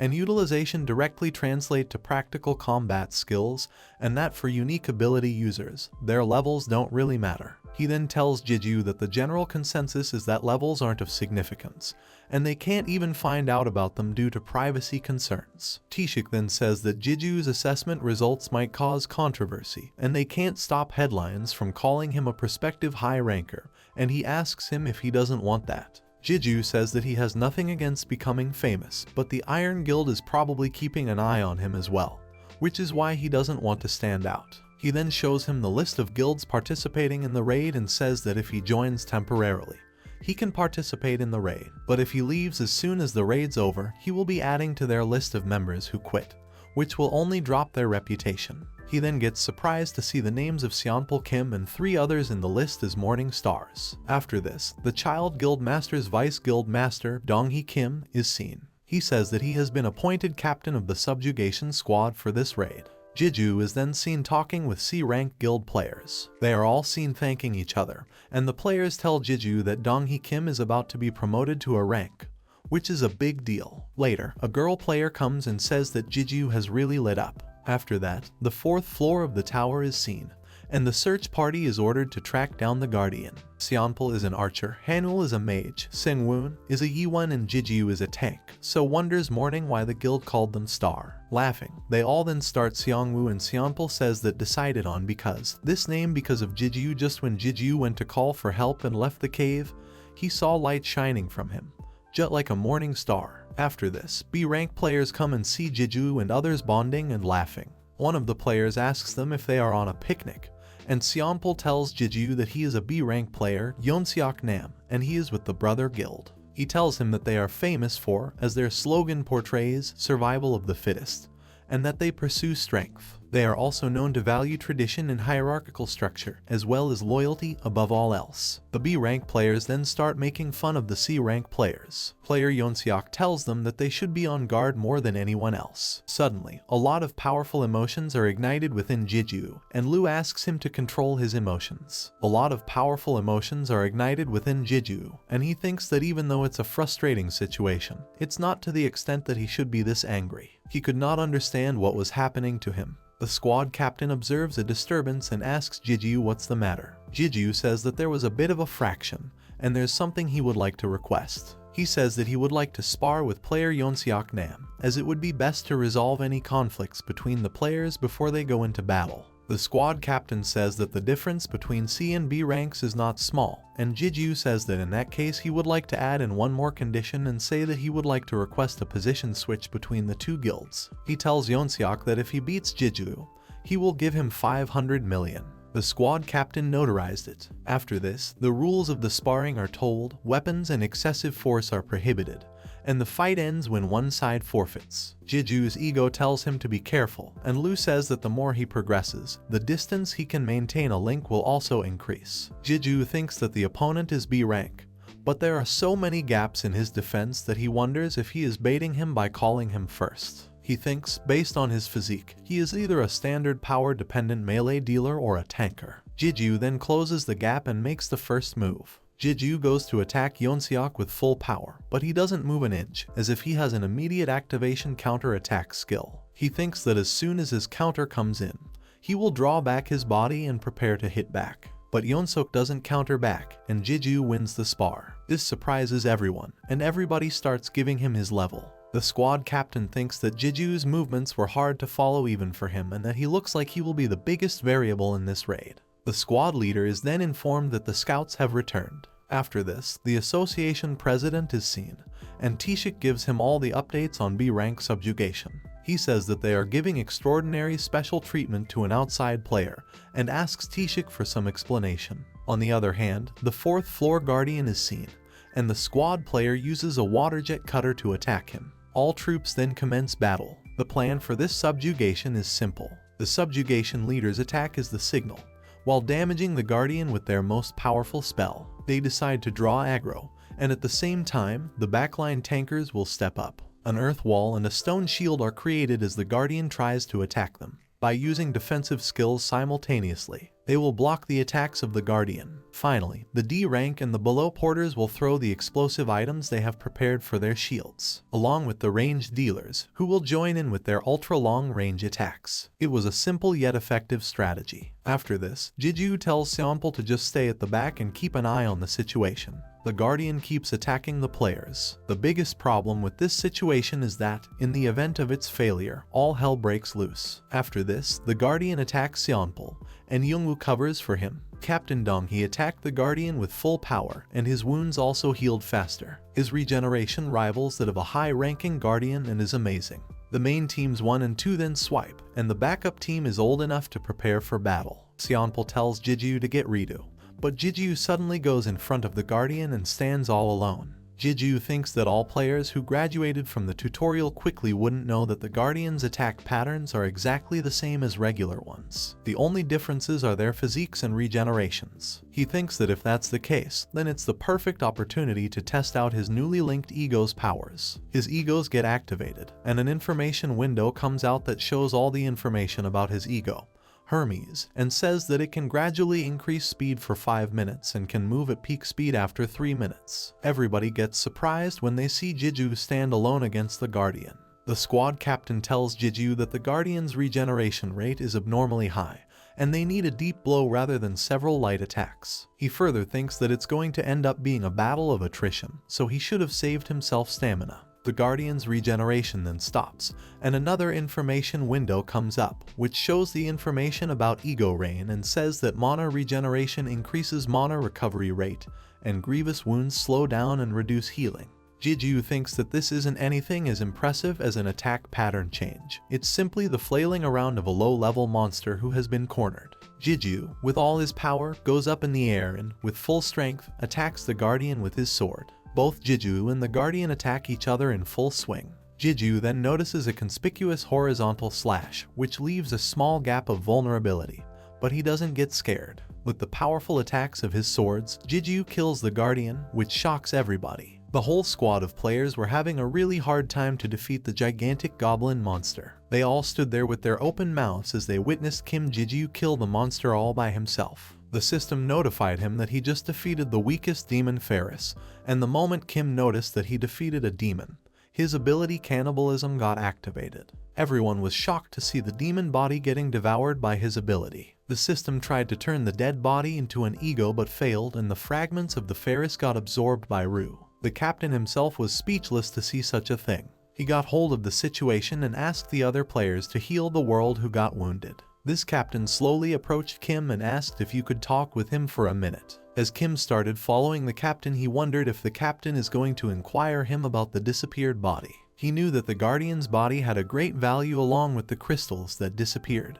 There was a possibility that the captain would hold him responsible for the disappearance. Kim was still really cool because he knew that the captain had no way to prove that he was the culprit. Once they were a bit away from all the crowd, the captain asked his opinion about transferring into the child guild. Kim thanked him for his offer, but he also told him that he has no plan to get affiliated with any guild, and he also told him that he is correctly in this guild temporary as a means to participate in the subjugation. The captain was really disappointed to hear this. Before leaving, he told him that he wants to maintain a good relationship with him and also gave him his visiting card. Once the subjugation was over, Kim approached the boy and asked him why he didn't join Siku's guild, Seonpul. Has he had the ability, talent, and even the connections to see such a good opportunity to join a huge organization like that?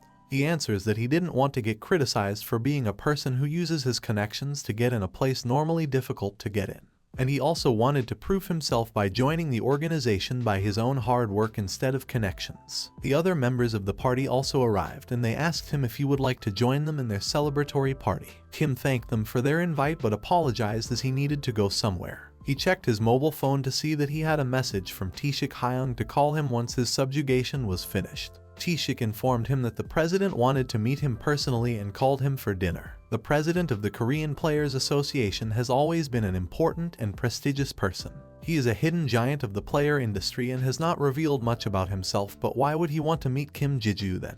Both of them reached Taeshik's house, and as soon as they entered the house, the old man welcomed them. Kim Ji-ju was a bit confused to see the old man in the apron talking so casually with Taeshik about the cleanliness and groceries for the household. The old man instantly recognized Kim Ji-ju and took a step forward to introduce himself. Kim felt tremendous force and pressure from the president, which was a clear force of his strength. Taeshik asked his father to calm down and not overwhelm him like that. Once they sat on the table for dinner, the president told him that he has heard a lot about him from Taeshik. He also told him that he is aware of the extra help he has taken from the association by Taeshik's help. The president finally came to the point and told him that wants to offer a proposition to him. At first misunderstood him and told him that he is not planning to associate with anyone. President told him that it is nothing like that and he wants Kim to become a mercenary for the association. While returning back to his home, Kim kept on thinking about the offer and was getting a bit convinced as the president also mentioned about the extra benefits of getting affiliated. Kim knew that he has been dependent on Siku since the start of his route as a player, and he can't let things stay as they are. He hoped to see Siku soon in his path up the tower. On the other hand, a group of players were struggling on the 26th floor fighting with a fire lion when they suddenly felt really cold. They still decided to go for 1 minute 2 hunts more when they finally understood while moving forward that it was Siku who froze the whole place down, resulting into the cold atmosphere. The chapter began with the weekly player event where all the players meet and discuss what is going around the world. It was mentioned that the Angela Guild declared that they would clear the 80th floor, causing a huge commotion. Angela Guild's master Seonhu Lee is a rank 1 candidate globally, and after being associated with Yuban Shi, another ranker of the March list, they have reinforced the fact that South Korea is having one of the strongest players in the whole world. The woman mentions that because of the same reason they have organized such an event so that they can tell everyone about Asura, the living legend. She further mentioned that even among the original 5 high rankers known as the godfathers of all high rankers, there's an especially limited amount of knowledge about Asura available. Taeshik told Kim that Asura is the strongest player alive and is his grandfather and the president of the Korean Players Association. Once Taeshik was done flaunting his grandfather, he presented him with a velvet box which had a ring in it. Kim was shocked to see the ring and told him that he got the wrong person, but Taeshik told him that it is about his job as a mercenary and is the unique identification given to all of them. You also mentioned that with this ring one can exercise authority equal to that of a manager. Taeshik appointed Sang-hoon to him as his secretary and told him that he will be treated as a high ranker from now on. Other than that, he will be rewarded when he completes a mission and he can sell the artifacts to the association with no commission. On the other hand, in Yu's Iron Guild headquarters, the man approached the guild master to request him to send him to Korea. He was about to insist more, but before he could say anything, the guild master agreed at once and even told him that he will create a branch in Korea and appoint him as the manager. He will let the man do anything he wants for revenge, and in addition to that he will also bestow him the Holy Sword 9 to aid him. Kim Jiju was sitting in his car talking to both of his swords. He asked Elle if she knows anything, but she told him that even though her abilities have awakened, she didn't remember much. Then Kim asked Lu if he feels anything different after absorbing the fragments, but he didn't get anything there either. Then Kim asked Seung-hoon about where they are going, to which he replied that they are going to the unique gate in Yosu. He further mentioned that the reading from the measurement device keeps on fluctuating between F rank and C rank. When Kim told him that he is nervous as this is his first task as a mercenary, he replied to him that he shouldn't worry as their objective is simply to get the information. Seung-hoon further informed Kim that there is a trend that the association gives good names to their mercenaries, and the code name appointed to him is Morning Star. Once they reached near the gate, the manager of the area instantly greeted Kim and called him by his code name only. Kim calmed the man down as he told Kim that the gate appeared 4 days ago, and nobody was let near the gate as it was classified as a unique gate the moment it appeared. The manager further told both of them that a group of rank B squad would be sufficient for the task, and they have managed to collect all the supplies and resources needed for the task. While they were having all this conversation, Kim started moving towards the gate. The manager tried to warn him, but he didn't listen and touched the gate. The moment he touched it, the gate broke. Everyone started panicking. The moment the gate broke, they started calling the near guild and the player association. Kim himself was a bit confused as he thought that there was still time left. He confirmed from Lu as he told Kim that the gate is an ego master. All the officers from the Players Association who were around the gate started calling the association. One of the officer announced that it will take them at least 15 minutes. On the other, Kim Jiju was just about to create link with the gate and enter it, but his secretary stopped him from going anywhere. The officer took him to the temporary container office and interrogated him about what they just witnessed. The officer asked Kim if he will start commanding monsters next in sarcasm. He also told Kim that the gate tuned back to normal once he left, to which Kim cleared that he has some idea about all that is happening, but he can't give the specifics to him as it is related to his unique ability. The officer avoided asking more questions to him as he felt that it would be rude for him to ask too much of details. He gave him a traditional Korean mask to wear so that he can hide his identity from all the reporters and players who gathered there to tackle the unique gate. After some time passed, it was decided that they would let Kim enter the gate alone. It took a bit time to convince all the players and reporters there, but they managed it somehow. Kim entered the gate to find a graveyard. Kim was about to move towards the place with the highest concentration of magic, but Lu interrupted and told him that there is no need to go anywhere. A whole army of skeleton soldiers started appearing from the ground and rushed towards him. They also noticed a Dulhan, which is an Irish headless horseman who is said to be the embodiment of the Celtic god and is a type of unsilly fairy in the Irish mythology. Kim got himself ready and started swinging both of his blades and defeating all the skeletal soldiers in his way. He defeated all the soldiers and the mid-boss in a small amount of time, but they noticed something was odd about all of this. Lu told Kim that the skeletons and even the mid-boss was too weak in comparison to what he thought. While having this conversation, they reached the final tomb and were expecting the final boss to come any moment. Lu told Kim to stay alert as his assumption was that all the magical energy dispersed in the gate was all being concentrated into the boss monster who would appear now. The undead king, Lick, came out of the tomb as Lu expected. He had surplus of magic. Lick usually appears in high-level gates or near the 60th floor only. Kim was really shocked to see the undead king appear, and as he asked him if he is the one who wants to become his master. The Lick asked the same question again as Kim wondered how someone from the system is able to talk. This time when the Lick repeated its question and asked if Kim is the one who wants to be his master, Kim affirmed yes in his loud voice. In return, he also asked him if he is the boss of this gate, to which the Lick replied yes. Kim decided to be the first one to attack as he asked both of his swords to get ready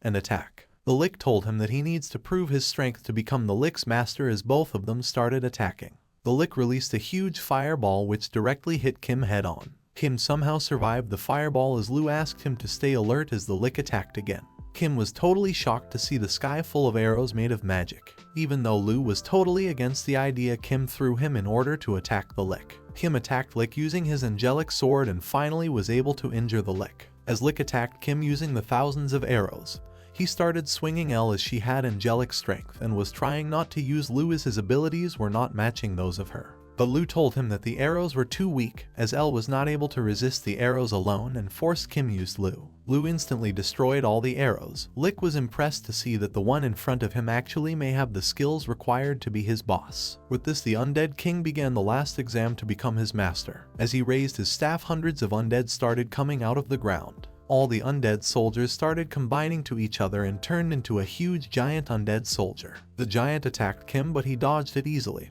Kim then used his speed and reached Lick, who was sitting on the head of the giant. Once Kim slashed the Lick and defeated him, he accepted Kim as his master and the master of the graveyard. The gate accepted Kim's link and the system started asking Kim to give it a name. The black dark energy from the graveyard started getting absorbed by Lu, but he started laughing too. Lu shouted that the one he is seeing now is the real Lu.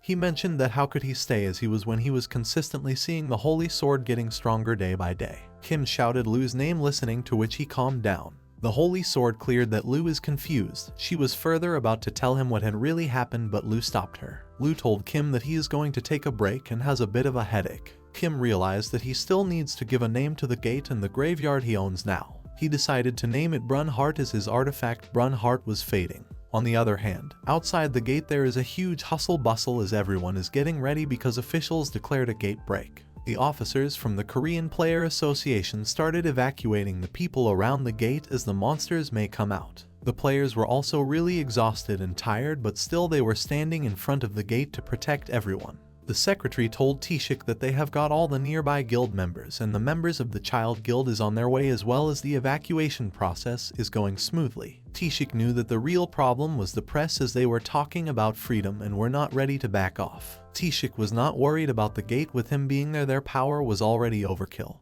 But he wondered what would have happened Kim Jiju if the gate is about to break. While he was thinking all this, the gate actually broke and turned red. Everyone got ready to fight the monsters, and as Tishik rushed towards the gate calling for Kim, he got replied by Kim himself. This totally shocked everyone. The reporters started clicking pictures as they were not expecting a single man to clear the gate all by himself. They started requesting him to give an interview, but Kim somehow escaped the officers. He went back with Tishik's house, where he told the president about the egos. The president finally understood the reason why Kim was able to get stronger so quick. The secretary was a bit doubtful if he should stay there as the information was classified, but Tishik told him that it is all fine.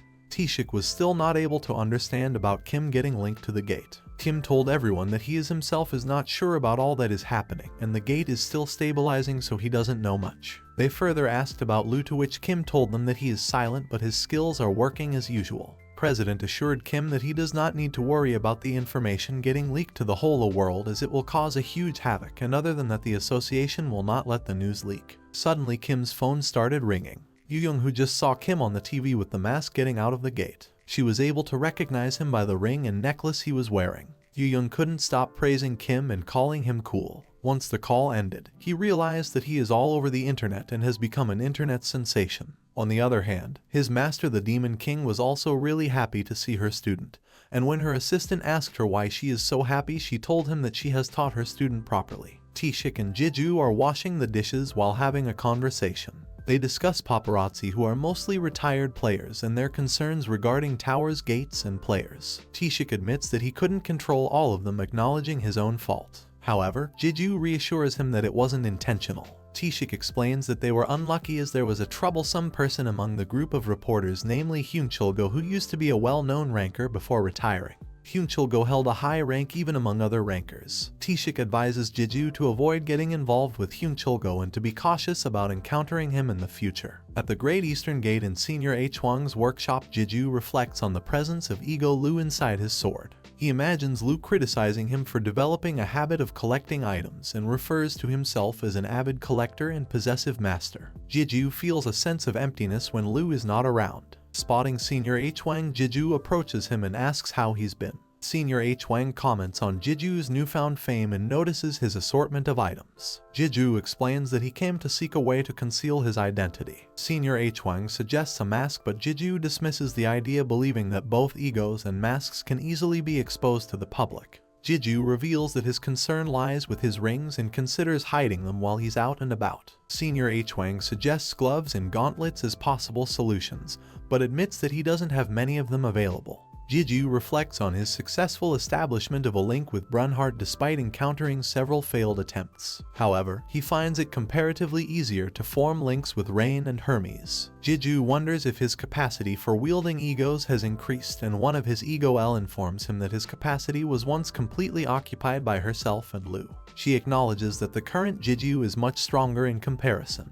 As Jiju searches for gloves and gauntlets, he considers avoiding designs that would make him stand out. Eventually, he discovers a gauntlet named Oberon that he likes and successfully establishes a link with it. Although it feels a bit awkward to him at first, he believes it will be fine once he starts using them. Jiju notices that the gauntlets have perfect options, and he wonders if he can summon Lu and L while wearing them. In the past, normal gloves would break whenever he summoned them, preventing him from wearing them. Jiju proceeds to summon his two swords Lu and L and discovers that summoning them poses no problem while wearing the gauntlets. However, the crucial aspect for Jiju is whether he can effectively hide the rings even when the gauntlets are worn as accessories. He tests it out and finds it to his liking. Curious about the price, Jiju asks Senior Hwang, but to his surprise, Senior Hwang insists that he doesn't need to pay for them. In return, Senior Hwang asks if Jiju would be willing to help him in the future whenever he might need it. The following day in the Alliance first floor lobby, Jiju observes a flurry of commotion caused by reporters who are present due to the news about the masked ranker. Jiju decides that he should refrain from climbing the tower for a while, and instead focus on investigating some gates he could clear. On the tower's first floor, while Jiju eliminates enemies, he ponders over the words of Senior Hwang. Suddenly, Jiju hears someone asking if he is their master. Surprised, he asks Elle if she heard it too, but she is unaware of any such voice. Once again, Jiju hears someone demanding that the one who claims to be their master should loudly say their name. Realizing that it might be Brunhart, Jiju notices an orb floating in front of him. The orb feels strangely familiar to Jiju. As memories of his past trauma flood his mind, Jiju kneels down and gazes at the floating orb. He receives a message that Brunhart's form has not yet been determined and is prompted to determine Brunhart's form. Jiju sat on his knees looking at the floating orb. He received a message from the orb indicating that Brunhart's form had not yet been determined. Jiju requested assistance in determining Brunhart's form, noting that it differed slightly from what had occurred with Lu in the past. Jiju then asked Elle if she had any knowledge regarding the process. Elle advised him to place his hand over the floating marble and visualize the desired form. Following Elle's guidance, Jiju placed his hand on the orb and visualized his intentions. With closed eyes, he focused on his thoughts, reminiscing Brunhart. Although our time together has been short, you have consistently saved my life until the moment of your passing. If only you could continue safeguarding me as you always have. I wish for you to remain by my side and protect me. Suddenly, the floating orb passed through Jiju's chest and merged with him, and Brunhart's voice emanated from within saying, "Master, I am overjoyed that we are reunited once again." Brunhart, the ego who had inherited memories, confirmed Jiju's inquiry about whether he truly was the Brunhart he knew. Expressing happiness at being reunited with Jiju, Brunhart assured him that he was indeed the same individual. This time, Jiju opted for unification instead of accessorizing, allowing Brunhart to inherit memories from the name. Furthermore, Brunhart possessed the skill Reflect, which had belonged to the original Brunhart. Intrigued, Jiju made the decision to put Brunhart to the test. For a week, Jiju diligently ascended the tower, devoting his focus to comprehending the characteristics of each ego, including Brunhart. Firstly, he encountered the new skills known as Open and Close. These skills granted him the ability to manipulate gates, allowing him to open and close them at will. However, despite possessing this capability, Jiju himself was unable to enter the gates, nor could he command the monsters within them. Next, there are the abilities of Absorption and Domination, which are directly tied to Brunhart's growth. Through Absorption, Brunhart can enhance himself by assimilating other gates, while with Domination he can absorb a lower-ranking gate and exert control over it. Jiju has a basic understanding of these abilities based on the provided descriptions. However, Brunhart clarifies that there are limitations to these powers, as they can only be applied to gates he already possesses. Though Jiju expresses his immediate desire to test these abilities, he decides to temporarily postpone the idea. Continuing his ascent, Jiju encounters the guardian of the 28th floor, giant Smilodon. Towering before him, the colossal Smilodon presents a formidable challenge. Jiju, eager for a more significant adversary after facing weaker opponents throughout the week, stands prepared to confront the formidable foe. Eager to warm up his body, Jiju launches an attack on the colossal Smilodon, utilizing his powers. Dodging the giant Smilodon's attacks effortlessly, Jiju employs the Reflect skill, redirecting the immense power back towards its source. Overwhelmed, the giant Smilodon falls defeated onto the ground. Jiju acknowledges the pivotal role of the enhanced Reflect skill in securing his victory. Expressing gratitude to Brunhart, he assures it that he will provide nourishment soon. Meanwhile, Jiju's sword Lu absorbs the blood of the defeated giant Smilodon. Reflecting on the past week, Jeju realizes that the only thing he has discovered about Brunhart's ability is its capacity to grow by absorbing crystals. To test this knowledge, Jeju employs his open and close skill, creating a portal through which he throws the crystal obtained from defeating the giant Smiloton before sealing it shut. Satisfied with what he has learned about Brunhart's powers, Jeju also acknowledges the progress of his other egos. Contemplating his next move, he contemplates heading straight to the 30th floor but decides to first visit the 29th floor. Arriving on the 29th floor, Jeju's attention is drawn to the sounds of battle between two rival guilds. Amongst their discussions, he overhears mention of Seokwu, which ignites his anger. Without hesitation, he charges into the midst of the clash between the Cane Guild and the Smurf Guild, eager to confront those speaking ill of Seokwu. Jeju's heart is pounding heavily and he is consumed by rage as he engages in a fight with the guild members. Jeju wonders why the Smurf Guild is provoking the Cane Guild. Two guild members rush towards Jeju intending to attack him, but Jeju, who had already taken a life for the first time, shows no hesitation in swinging his blade. He can feel the sensation of cutting through flesh with his sword and his heart refuses to slow down.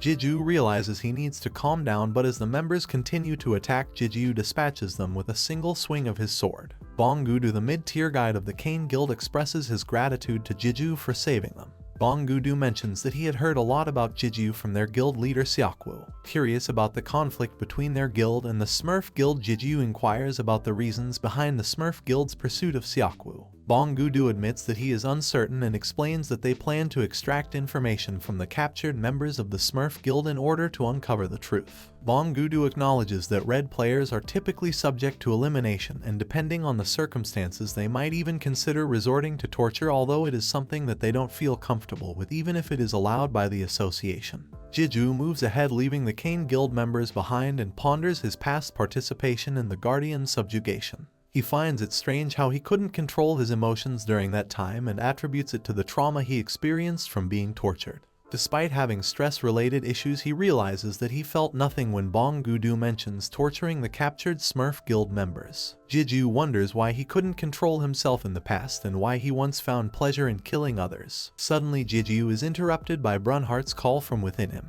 Instantly regaining his senses, Jeju apologizes to Brunhart and L, realizing that he had caused them unnecessary worry. Jeju mentions that he has a particular place in mind and starts thinking about the Demon King. He contemplates the possibility that the Demon King might have done something to him during those previous events. Jeju returns to the Cane Guild members and Bonggudu apologizes for the scene Jeju had witnessed. Jeju inquires if they have made any progress in uncovering information.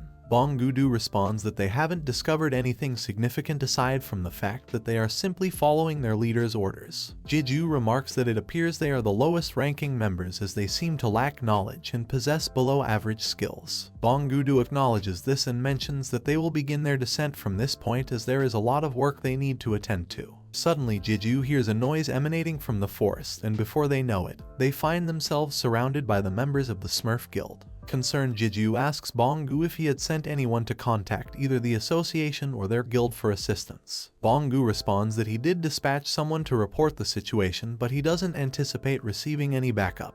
Realizing the gravity of the situation, Jeju instructs Bonggu to prepare a messenger and a flare as he plans to create a path through the encircling enemies. With a surge of excitement, Jeju activates his haste ability, swiftly eliminating several members of the Smurf Guild without them even realizing. Witnessing Jeju's power, the other members of the Cane Guild are inspired and join the fight against the Smurf Guild. Suddenly, a massive firestorm is launched towards Jeju, but he manages to dodge it skillfully. A man wielding a dagger emerges from the chaos, visibly surprised by Jeju's evasion.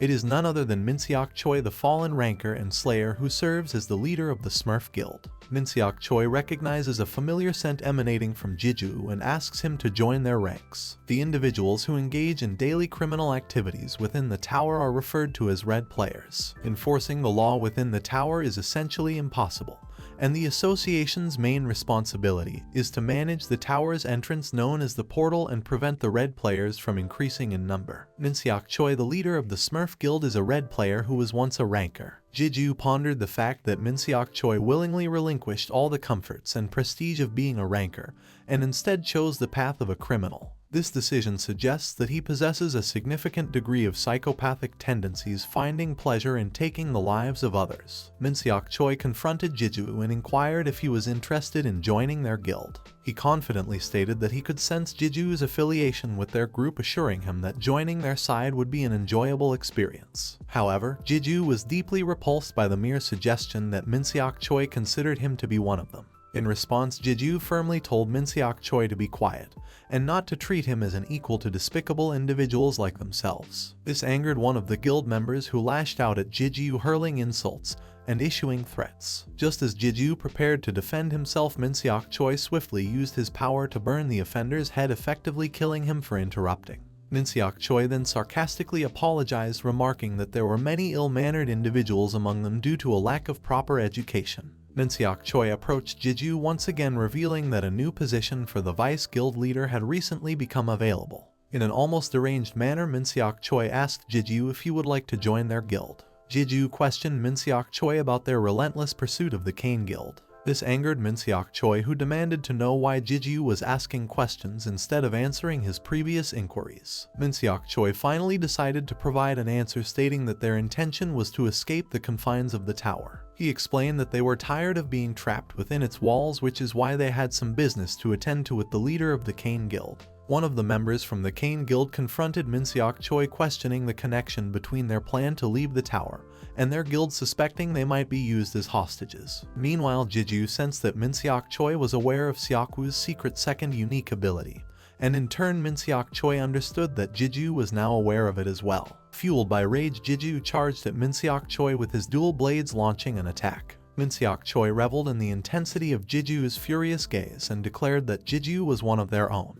Minseok Choi retaliated with his dual daggers, engaging in a fierce battle. Minseok Choi charged once again, relentlessly attacking Jeju and proclaiming that he wouldn't allow him a moment's respite. Although Jeju was initially stronger due to his use of force, Minseok Choi adeptly countered his moves. Brunhart warned Jeju about an impending deadly attack, prompting Jeju to swiftly dodge and slide back, astonished by Minseok Choi's sudden increase in speed. Upon hearing about Minseok Choi's accumulating damage ability, Jeju's confidence soared. He charged at Minseok Choi, expressing his belief that Minseok Choi should have revealed this power earlier. Jeju utilized Hell Flame, engulfing everything in fire, and launched an attack against Minseok Choi. As Minseok Choi blocked the assault with his dagger, he accumulated all the power directed at him. In a decisive move, Jeju commanded Brunhart, residing within him, to reflect the accumulated damage. Brunhart obliged, reflecting the amassed power back onto Minseok Choi, stunning both him and the onlookers. Minseok Choi lay defeated beneath a tree, and Jeju approached him, taunting his fallen adversary. Seizing the opportunity, Jeju utilized his cannibalization power to consume Minseok Choi's abilities. Exhausted, Jeju hoped that the other members of the Smurf Guild had left upon witnessing their leader's defeat. However, the Smurf Guild members instead declared Jeju as their new boss, marking an unexpected turn of events. Jeju found himself surrounded by members of the Smurf Guild after he had slain their leader Minseok Choi and absorbed his powers. The guild members were perplexed by the sudden disappearance of their leader's body. Some of them wanted to kill Jeju, while others believed he should become their new leader. Brunhart advised Jeju to flee, but he was exhausted from his battle with Minseok Choi. Despite utilizing his reflect power, Jeju still experienced recoil damage. If he wished to retaliate with the same force, he had to endure the damage himself. This was similar to what had occurred at Hirian's maze, where the damage he received amplified in proportion to the reflected damage. Jeju's entire body ached, but he believed that if he could just rest for a moment, he would be able to confront the Smurf Guild members. Rage burned in Jeju's eyes, causing the Smurf members to feel increasingly anxious. They were astonished that a player who wasn't even marked as a red player could exude such intimidation. Though the guild members were afraid to engage Jeju in combat, one of them reasoned that their numerical advantage outweighed their fear. In their perspective, the casualties didn't matter as long as they managed to strike the final blow. The members of the Smurf Guild charged at Jeju, ready to attack. They noticed his weariness, considering it a typical situation for their hunts. Despite his apprehension, Jeju prepared to confront them. However, his fear turned into astonishment as he suddenly became surrounded by ice powers, freezing the guild members in place. Jeju smirked when he realized Seokwoo was standing beside him. Seokwoo greeted Jeju, remarking that it had been a while. The Kane Guild members were shocked to see their leader Seokwoo. Seokwoo utilized his blizzard power to obliterate the Smurf Guild members growing in size as he unleashed his formidable abilities. He instructed Jeju to wait for 3 minutes. Seokwoo leaped into the battlefield, swiftly eliminating the Smurf Guild members one by one with incredible speed. Meanwhile, Jeju watched from the sidelines, growing bored. He couldn't help but think that Seokwoo's performance was expected, noting that he had become even stronger than before. Jeju grew impatient while waiting and decided to replenish his strength by consuming potions. With renewed vigor, he leaped into the battlefield alongside Seokwoo. Together they commenced the destruction of every member of the Smurf Guild, leaving the guild members shocked, confused, and ultimately defeated. Jeju and Seokwoo captured some of the Smurf Guild members and finally took a well-deserved rest. Seokwoo expressed his astonishment at how much Jeju had changed, almost failing to recognize him.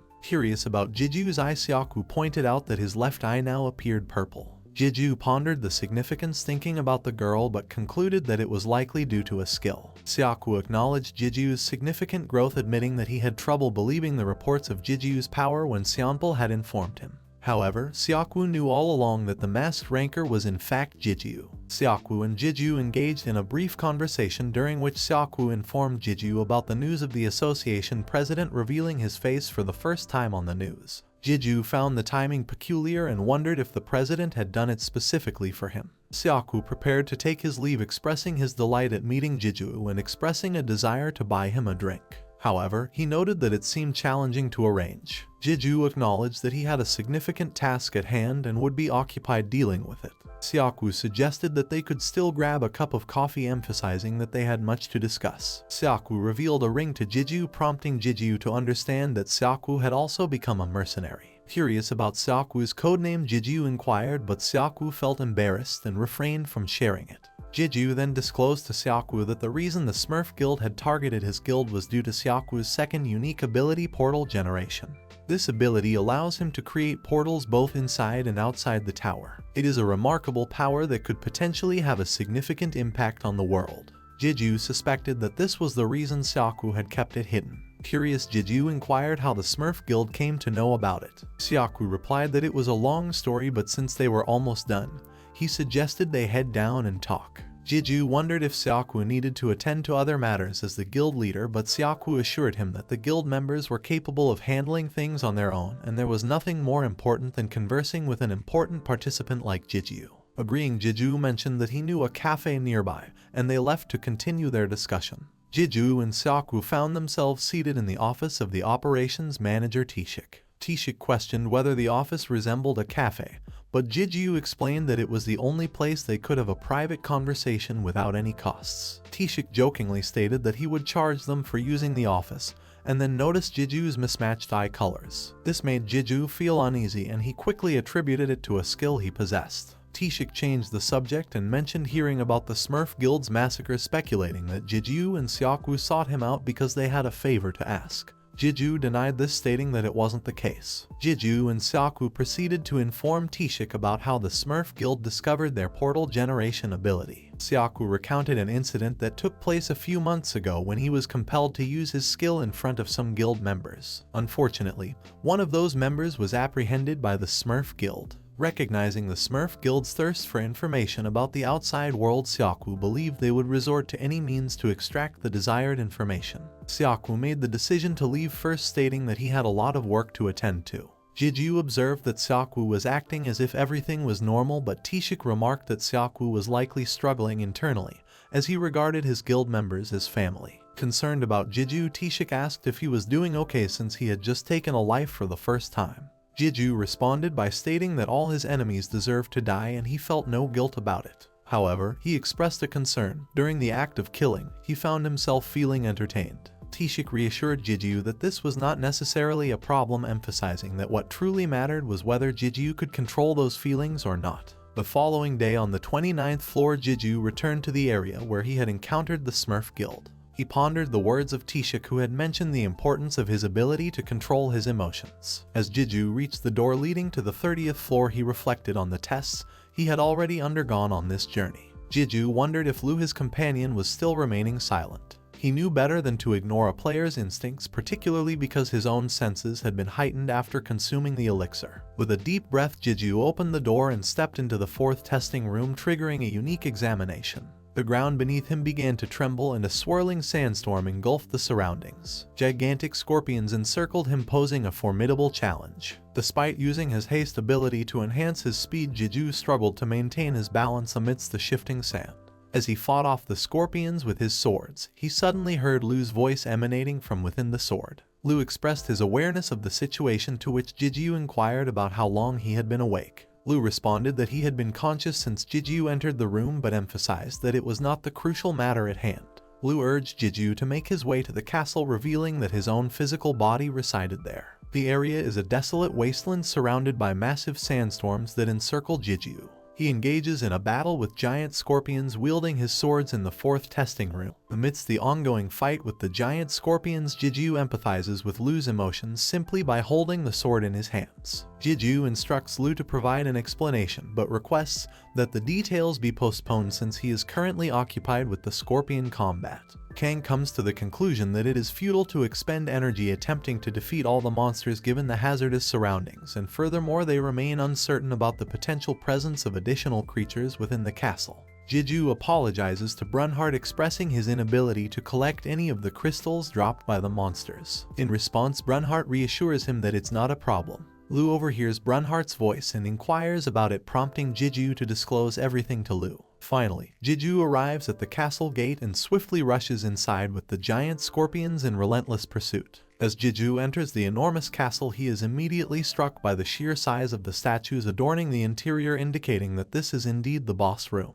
Lu informs Jeju that its physical body awaits just beyond the door directly ahead. Sensing the proximity, Jeju intuits that there is something awaiting him behind that door. Suddenly, the colossal statues guarding the entrance come alive and launch an attack against Jeju. Startled, Jeju swiftly evades the assault, drawing both his swords L and Lu. With determination, Jeju targets the legs of the statues, yet despite his efforts no damage is inflicted upon them. Contemplating whether he should simply retreat and enter the door, Jeju hesitates, aware that he remains uncertain of the situation that lies within. Ultimately, he resolves that he cannot leave a single enemy undefeated in this manner. Recognizing that even though the statues possess great strength, there must be a weakness to exploit, Jeju decides to target their heads first. He leaps onto one of the statues and dashes toward its head, aiming to strike. However, despite his efforts, Jeju's sword slashes fail to inflict any damage. In retaliation, the statue forcefully slams Jeju to the ground, causing him significant pain. Determined, Jeju musters his strength and manages to rise to his feet, relying on his abilities to endure the heavy blow. Realizing the substantial difference in size between himself and the statues, Jeju acknowledges the need to devise an alternative approach. The egos advise Jeju to utilize the statues' strength against them. Understanding this strategy, Jeju employs Deflect to redirect their attacks. Finally, with their own weapons, Jeju manages to decapitate the statues. Lu reveals that beyond the door lies its physical body from when it was alive. Lu further explains that even in Jeju's wildest dreams it would have been impossible to defeat Lu in its original form. Lu clarifies that its physical body awaits beyond the door while its soul resides alongside Jeju within the sword. After replenishing his health with potions and enhancing his abilities with buffs, Jeju opens the door. Suddenly, he hears a voice inquiring if he is the one who awakened the speaker. The man sitting on the throne rises and approaches Jeju. Curious, Jeju asks if the man is Lu, but the man denies it, stating that his name is something entirely different. The man declares himself as the master of demonic arts and the wielder of the demonic sword, the king of all demons. Jeju reminisced about his first encounter with L, realizing that the colossal eyeball's owner was none other than Lu, the demon king. However, Jeju had not anticipated that Lu's true identity was that of the demon king. The demon king attempted to introduce himself to Jeju, but their exchange was interrupted, preventing Jeju from hearing the demon king's name. Jeju remarked that Lu seemed to be harboring numerous secrets, particularly during their battles. Seeking clarification, Jeju inquired from Lu, who recited within his sword, whether it would be safe to strike the demon king's physical body with his sword. Lu explained that the body merely served as a vessel and was unsure of the culprit behind these events. Lu urged Jeju to destroy the body, thereby preventing any further manipulation of it. Determined, Jeju prepared to confront the demon king. Jeju activated his haste ability, charging at the demon king, and swiftly followed up with a force ability attack. However, to Jiju's frustration, he couldn't land a single blow on the Demon King, who merely smirked in response. In retaliation, the Demon King launched a counterattack which Jiju narrowly managed to evade. It became evident to Jiju that the Demon King possessed formidable strength. Mockingly, the Demon King remarked to Jiju that his attempts had failed to leave even a scratch on his body. Enraged by the sight of the seemingly impenetrable wall of swords surrounding the Demon King, Jiju realized that approaching him would prove to be an arduous task. Seizing control, the Demon King commanded the wall of swords to assail Jiju, resulting in a massive explosion. Jiju skillfully evaded the onslaught, attempting to strike the Demon King from behind. However, the Demon King had anticipated Jiju's plan and promptly ordered his swords to attack from behind as well. Jiju is struck by the swords, causing him to stagger backward.